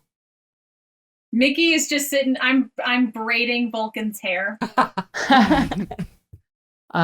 So you manage to do it, and the electricity whirs down, and the door goes to open, and then it opens just enough for the four of you to get in, not quite enough for Kodiak to get in. Oh. And Kodiak looks over at you, and then winks, and then turns around and faces the road. Watch the perimeter. Good boy. And then, we walk in. Entering the facility, you see the remnants of a time long since forgotten. Massive machinery fill the vast space. Even cold and frost ache within these walls. Nothing escapes the wrath of winter. Although time has worn off the paint, early morning light coming in through the ceiling cracks reveal green arrows rotating in the shape of a triangle. Having never seen the symbol before, what would something like that in a big place like this mean to your character? Rotating green arrows? Yeah, so it's like, looks like an arrow going like this, an arrow going like this, an arrow going like that in the shape of a triangle. Oh, I think, I feel like I would know. Yeah. Okay, take that thought and twist it like, 100 years in the future. Yeah. I look at it and I'm like, oh, it's a bank. Oh, yeah. Yeah, people used to store really useful stuff underneath, and the green symbolizes wealth, and the triangle symbolizes repository. I go shopping at these places all the time. You would love it, Mickey. Anytime you see that, you just know there's good stuff behind it. Just the best. Good plastics, electronics, all kinds of stuff. Aluminium, just all kinds of great stuff. Yeah. I If wish the I was cardboard has a around piece when of these were. pizza on it, though, it's no good.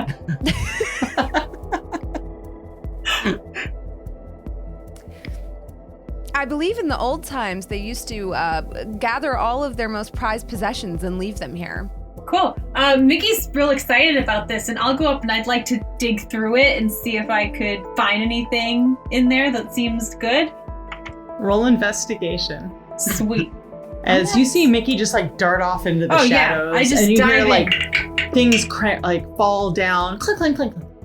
13.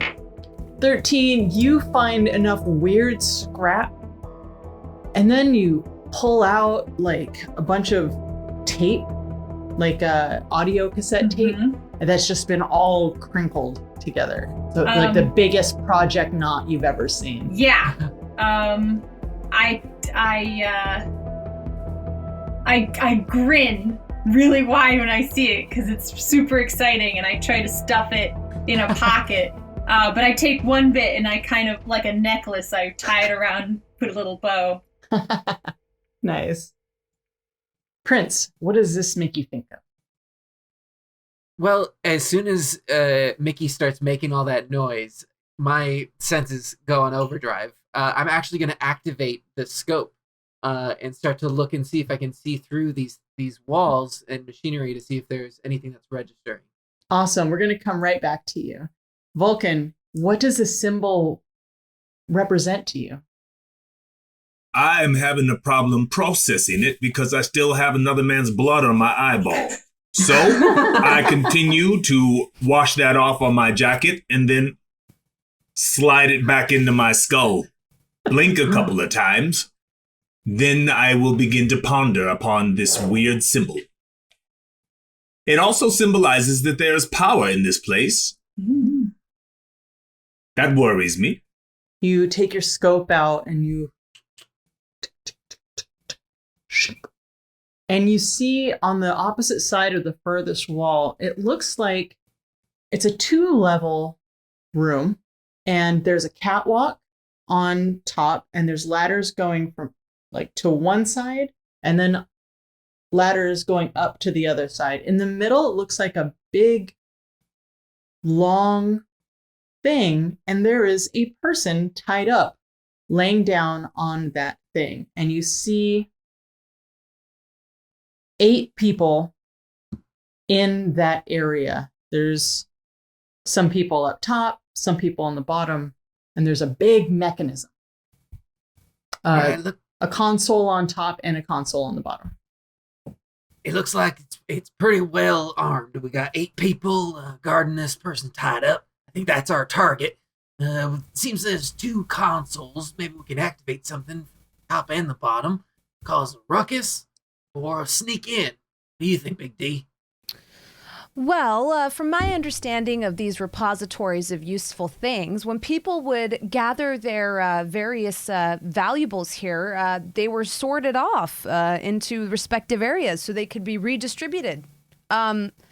Redistribution of wealth, if you would. So I would actually think that turning those things on might create some sort of sorting mechanism that would maybe deal with our problem for us. I don't know. Just a thought. I like pushing buttons.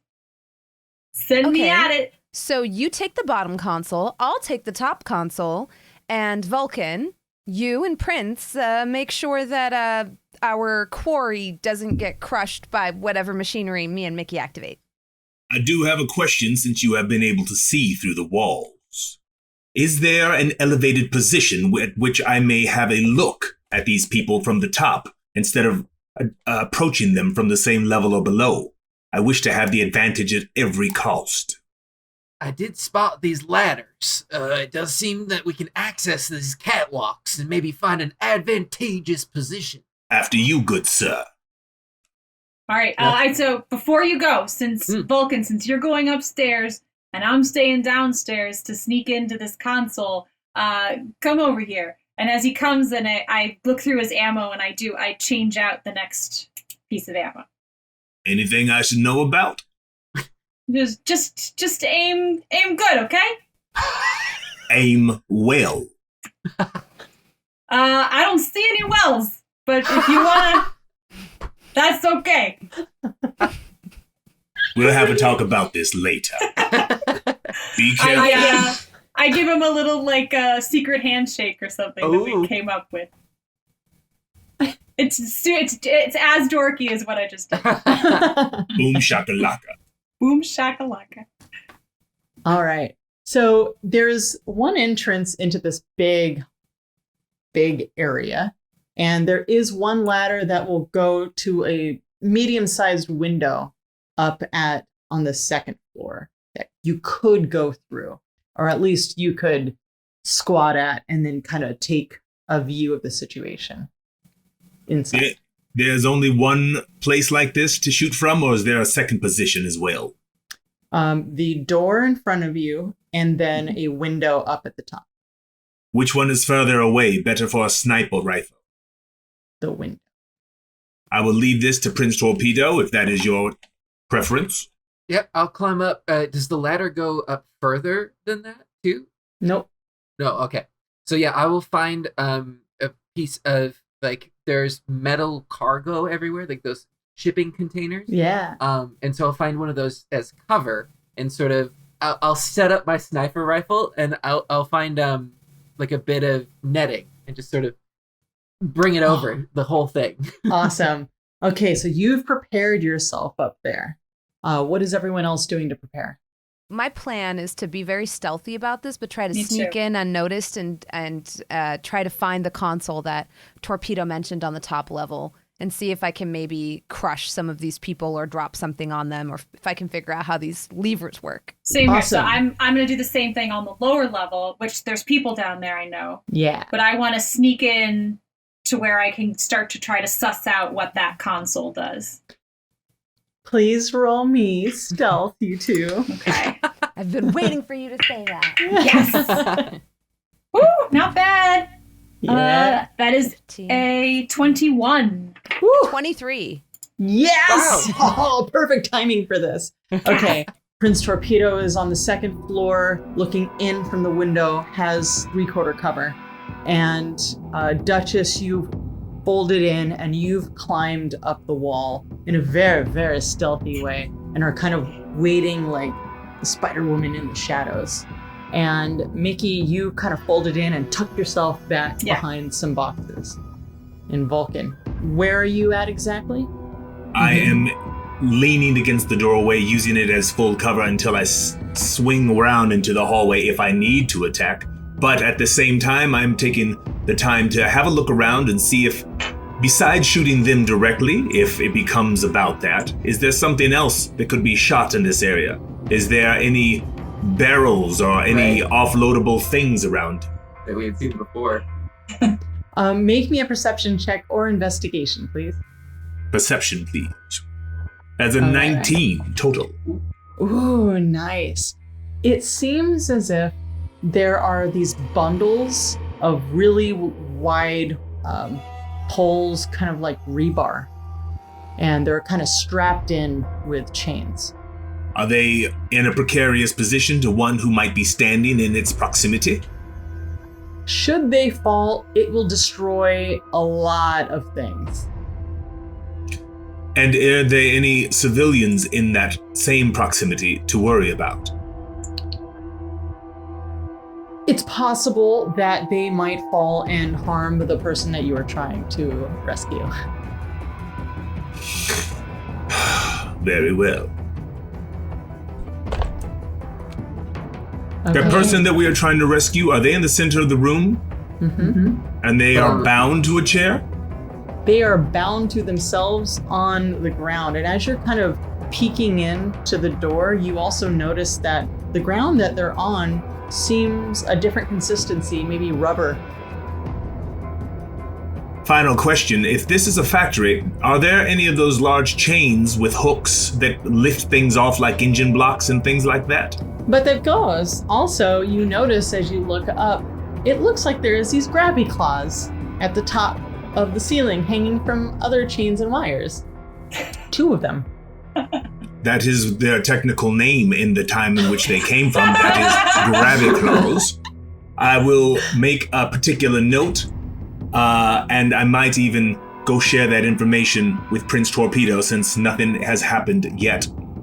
Cool. All right, the 2 of you know that. Ladies, please roll me Science Arcana. As you're trying to figure out, actually, for Mickey, I believe yours is either Science Arcana or Animal Handling, which would be more fine motor skills. Mm-hmm. For Beastie. contraptions. Beastie contraptions. So that's a 17. I got a 19. All right. So the two of you are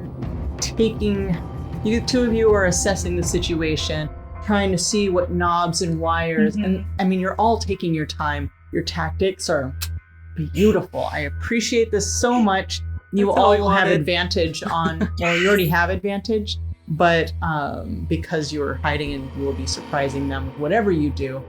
But when you go to do whatever it is, you get another D20 to do Sweet. those things. So, who goes first?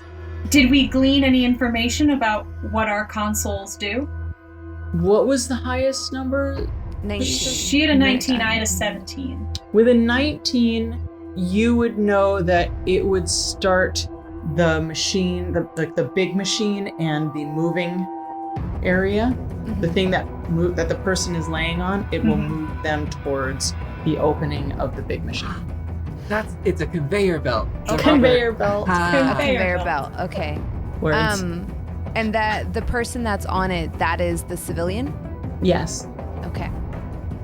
Does it move them towards like a machine that's dangerous? To my Incinerator? yeah, or just you like can't- I can't tell. Yeah. Okay. However, Mickey, you notice that the machine that you're messing with or that you're Okay. about to mess with is going to activate this conveyor belt and move that person into this hole in this big machine. Not really sure what it's going to do, but with a 19, you are in charge of grabby claws. Okay, awesome. Okay, All right. also we have about 25 minutes. So we're going to use your tactics to really move through this. So, like I said, use your biggest all the things. If go I ahead. may begin the dance of destruction, Yeah. so that they can use their grabby claws and stuff. Yes. I look up to see if Prince Torpedo's go. Very well. I reach into my duster pocket and I take out the forks that I took from the table, the dinner table. I was making a fork sculpture of a flamingo. It's a picture that I saw.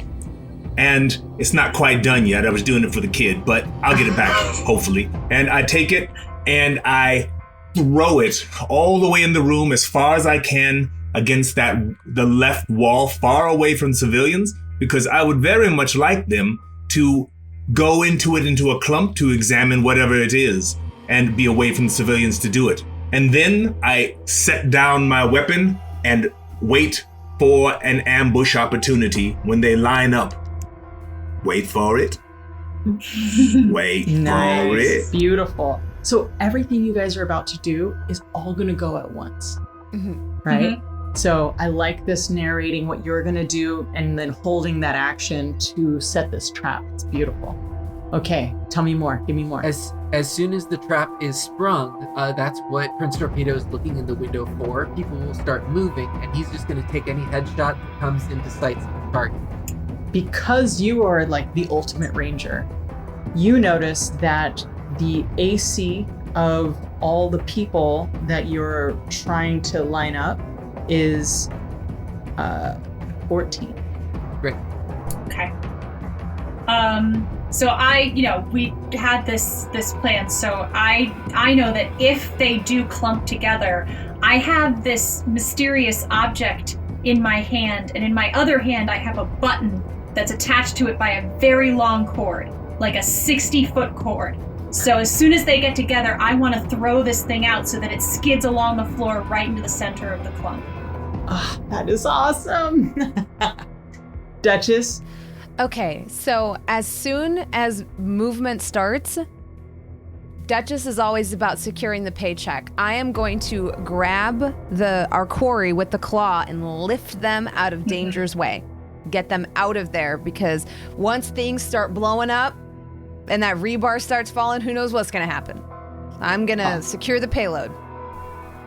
Okay, so 3, 2, 1. Vulcan, just throw. You just want to get over a 10. Get that thing on the ground to the location that you want. I throw. That total is a 17. Beautiful. And they hear it and they're like, huh? What?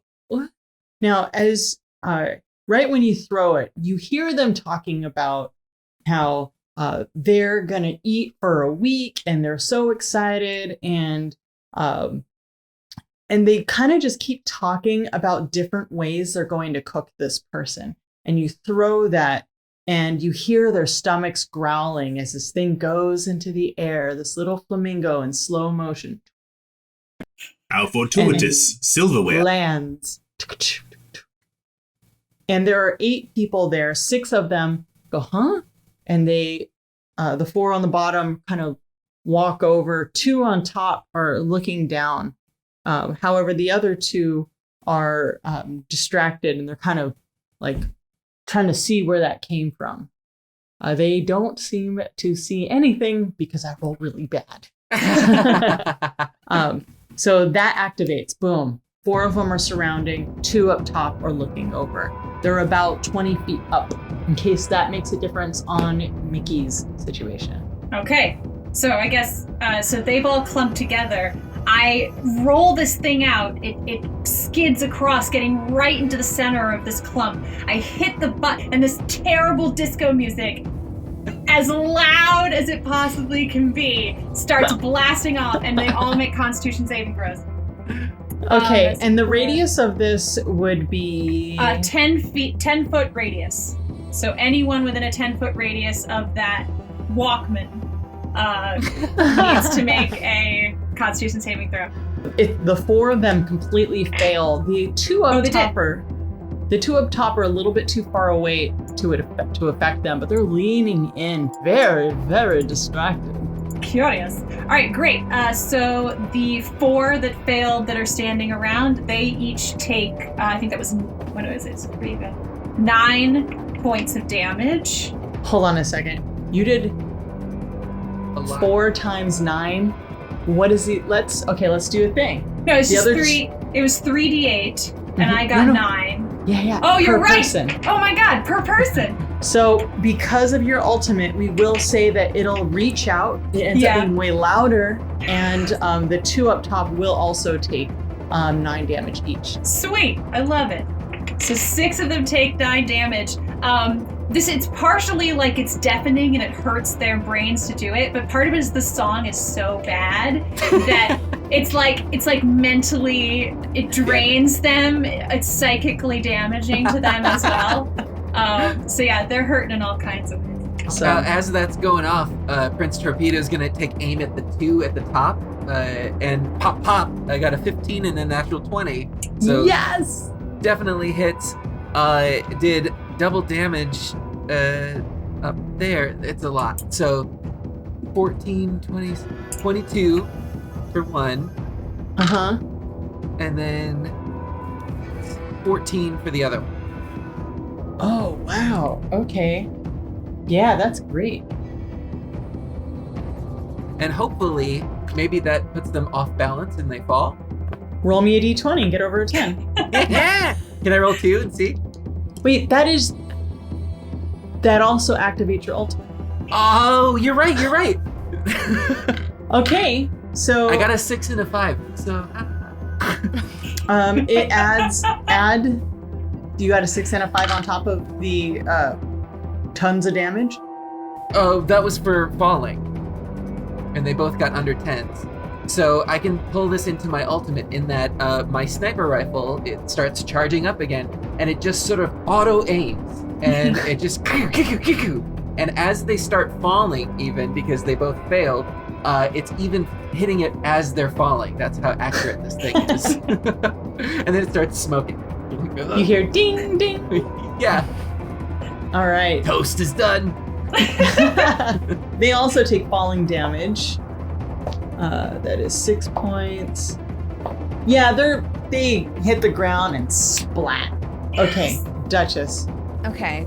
I'm gonna take a bump. Get a little extra inspired, and that'll hopefully help my roll here. Okay, so I am going to maneuver these levers and try to grab my quarry, but also swing the arm around and maybe use the giant metal hand part of it to knock over the rebar. Ooh, good. Okay.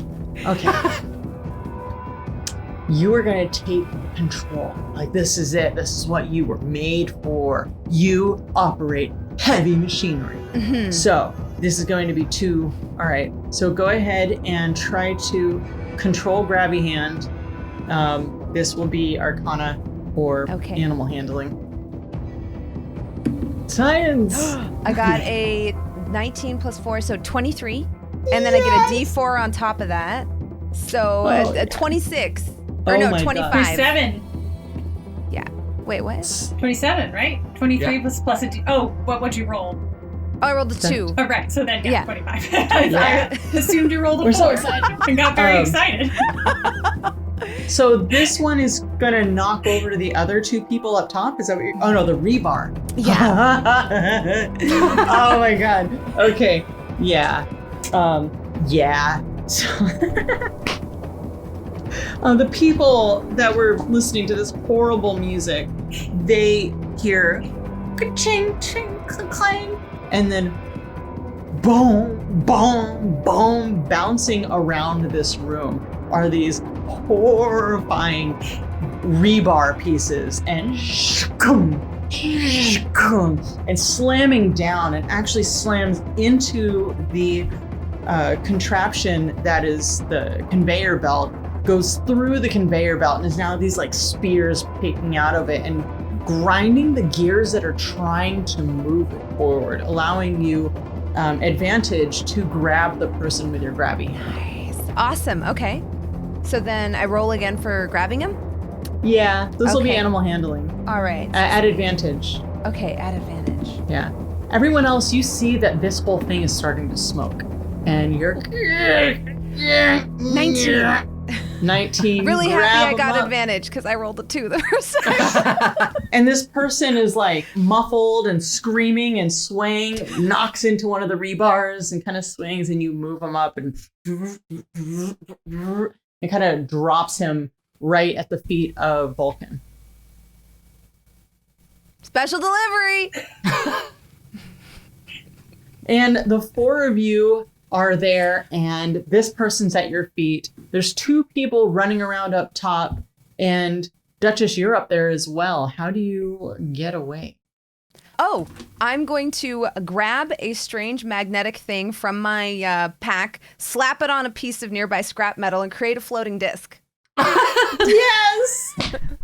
It's this weird little, like, it has like a boop, boop, boop, boop, boop, boop thing coming out of the bottom, and I just slap it onto like the nearest piece of metal and jump on top of it. Funny enough, it looks like a skateboard, but also it looks a lot like this thing you saw in an old-timey movie. There's like a little clip that you saw of this guy riding on it, and you take that and you kind of jump on it, and it drops, but then it kind of comes up and then drops again, and you end up right in front of Vulcan. And the four of you hear and as you're running out of this big factory, who's carrying the person? All right. Vulcan, for sure. Please tell me what your running away from the explosion out of this factory looks like. We will start with Mickey. Okay. So I assume this guy that we got is using my harness on Vulcan because he's got a built-in thing, right? A daddy saddle? Yeah, totally. My homemade daddy saddle. So I threw out my Walkman. I leave it there because I don't need that thing anymore. And I like almost parkour if that were ever a thing, but I like bounce off the side of the console and do a little somersault, which leads into like a straight on run. But I run like a kid with my arms like all over the place. Awesome. Duchess. I'm still on my skateboard. So I'm like, kicking off as fast as I can, and I just come out like very smooth. I'm starting to get the hang of it now. Nice. Prince Torpedo. So Prince Torpedo is actually on the second floor, so when things start smoking and catching on fire, he takes the net that he's used as cover and sort of slings it over one of the chains and uses that to sort of swing down into the exit as it blows up. He just sort of stumbles out. Awesome. Vulcan. I was prone, ready to kill whoever was going to give us trouble with my weapon leveled in that direction. Then a man dropped out of the sky, bound, and landed directly in front of me. With that said, I do a front roll and allow the daddy saddle to hook his ropes and lift him onto my back. Then I turn, make sure the kid is good. Good, free running, that's cute. And then I try to catch up to her quickness.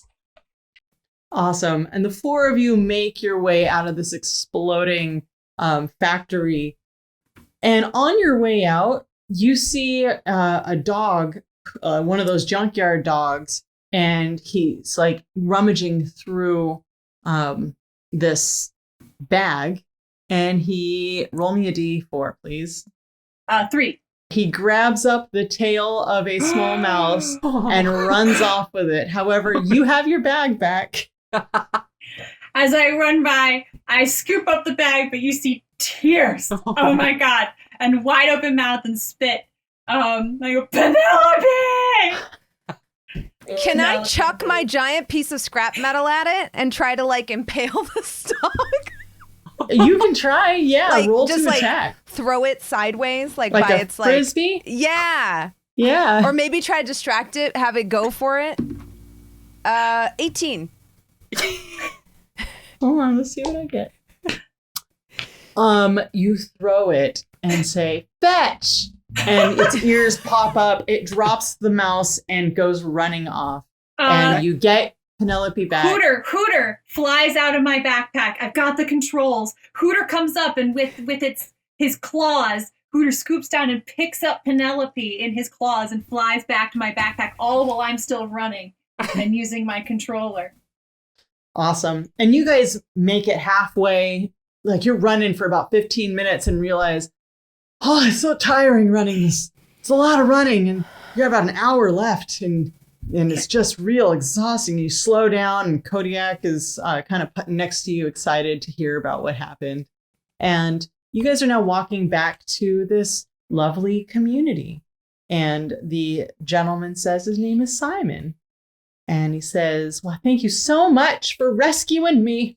I cannot wait to get to the ceremony. Today is the Citizen of the Month ceremony, and I don't want to miss it. It's an honor to be next month's courtesy meet. I've been waiting for this all month. Simon, can I ask you a question? What is courtesy meet? Well, I'm really glad you asked. So every month, the community picks person with the worst manners to sacrifice. Yeah, and then we get sacrificed to this this great bulldozer, and it's got these mounted chainsaws, and then the blissful endorphins that I have will fill my meat, and my friends will eat me, and they will absorb my powers, which are grand because I used to be very polite until I hit my head, and then I was not as polite, but that's what I get. Mickey's. Well, I do not think it would be polite to meddle in the society of others, and so we will help you through this ceremony, but maybe we should get going. Yep. Oh, well, okay. Well, okay. And so the four of you continue forward, and he goes on and on about really not wanting to be eaten by those thugs because they're gross and nasty, but really excited to get eaten by his friends. And you guys make it back to this village, and you see that they're prepping the chainsaws. Morning has come, and unfortunately, it looks like your friend has woken up, and they have two places underneath the chainsaws. One of them is for dear Simon, and the other one, you see Marlon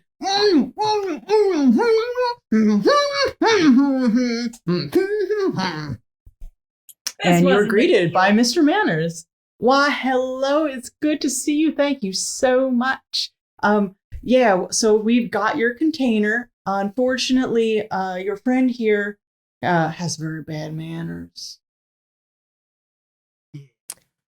I'm going to put my hand on Mr. Manners' shoulder, and I'm going to use my sort of kiss ass ability to charm him and say, "Oh, Mr. Manners, I'm sure that you would want us to take it upon ourselves to teach him manners ourselves. You know, myself and my brother being the prince and all, this kind of falls underneath our jurisdiction. And so therefore it falls to us to discipline him. And he's our courtesy meet." Oh, that was a heck of a thing to say. Please at advantage roll me deception or persuasion. Let's go with deception because I get a +5 to that. I got a 24 and then 17. So the 24 is higher. He goes, "Oh, my apologies. I would never, ever think of taking another community's courtesy meet. Please, here you go." And these people bring out a whole bunch of medicine, and you have a feeling that this is not all the medicine. They have a lot more. Everybody roll me a perception check, please. As soon as Marlin gets put out again, Prince sort of roughly handles him and throws him into Kodiak. Okay, cool. I rolled a 9. 16 for Mickey. Okay. 11. Vulcan? That would be a 7. I am just horrified that we have our own meat. We are not 16, and you notice that there's like workshops, just tons of like big silos of people. Looks like they're making a whole lot of medicine. And as you guys are making your way back to Denver, you hear Marlin in the back. "Those motherfuckers, do you even know that they are eating humans? Oh, I can't stand this. I cannot wait to tell my family they're gonna destroy that whole place." And that's where we are going to end. And you saved him, and you got the information, and you got the medicine. And thank you, Rangers, for saving the day so much. All in the day's work. At least it's not Boulder. I was going to say, shut up, courtesy meet. So that's the end of our adventure. Thank you, dear Rangers, for going on this mission, which is a success. Thank you, Mickey, Duchess, Prince Torpedo, and Vulcan. And I wish you many more adventures.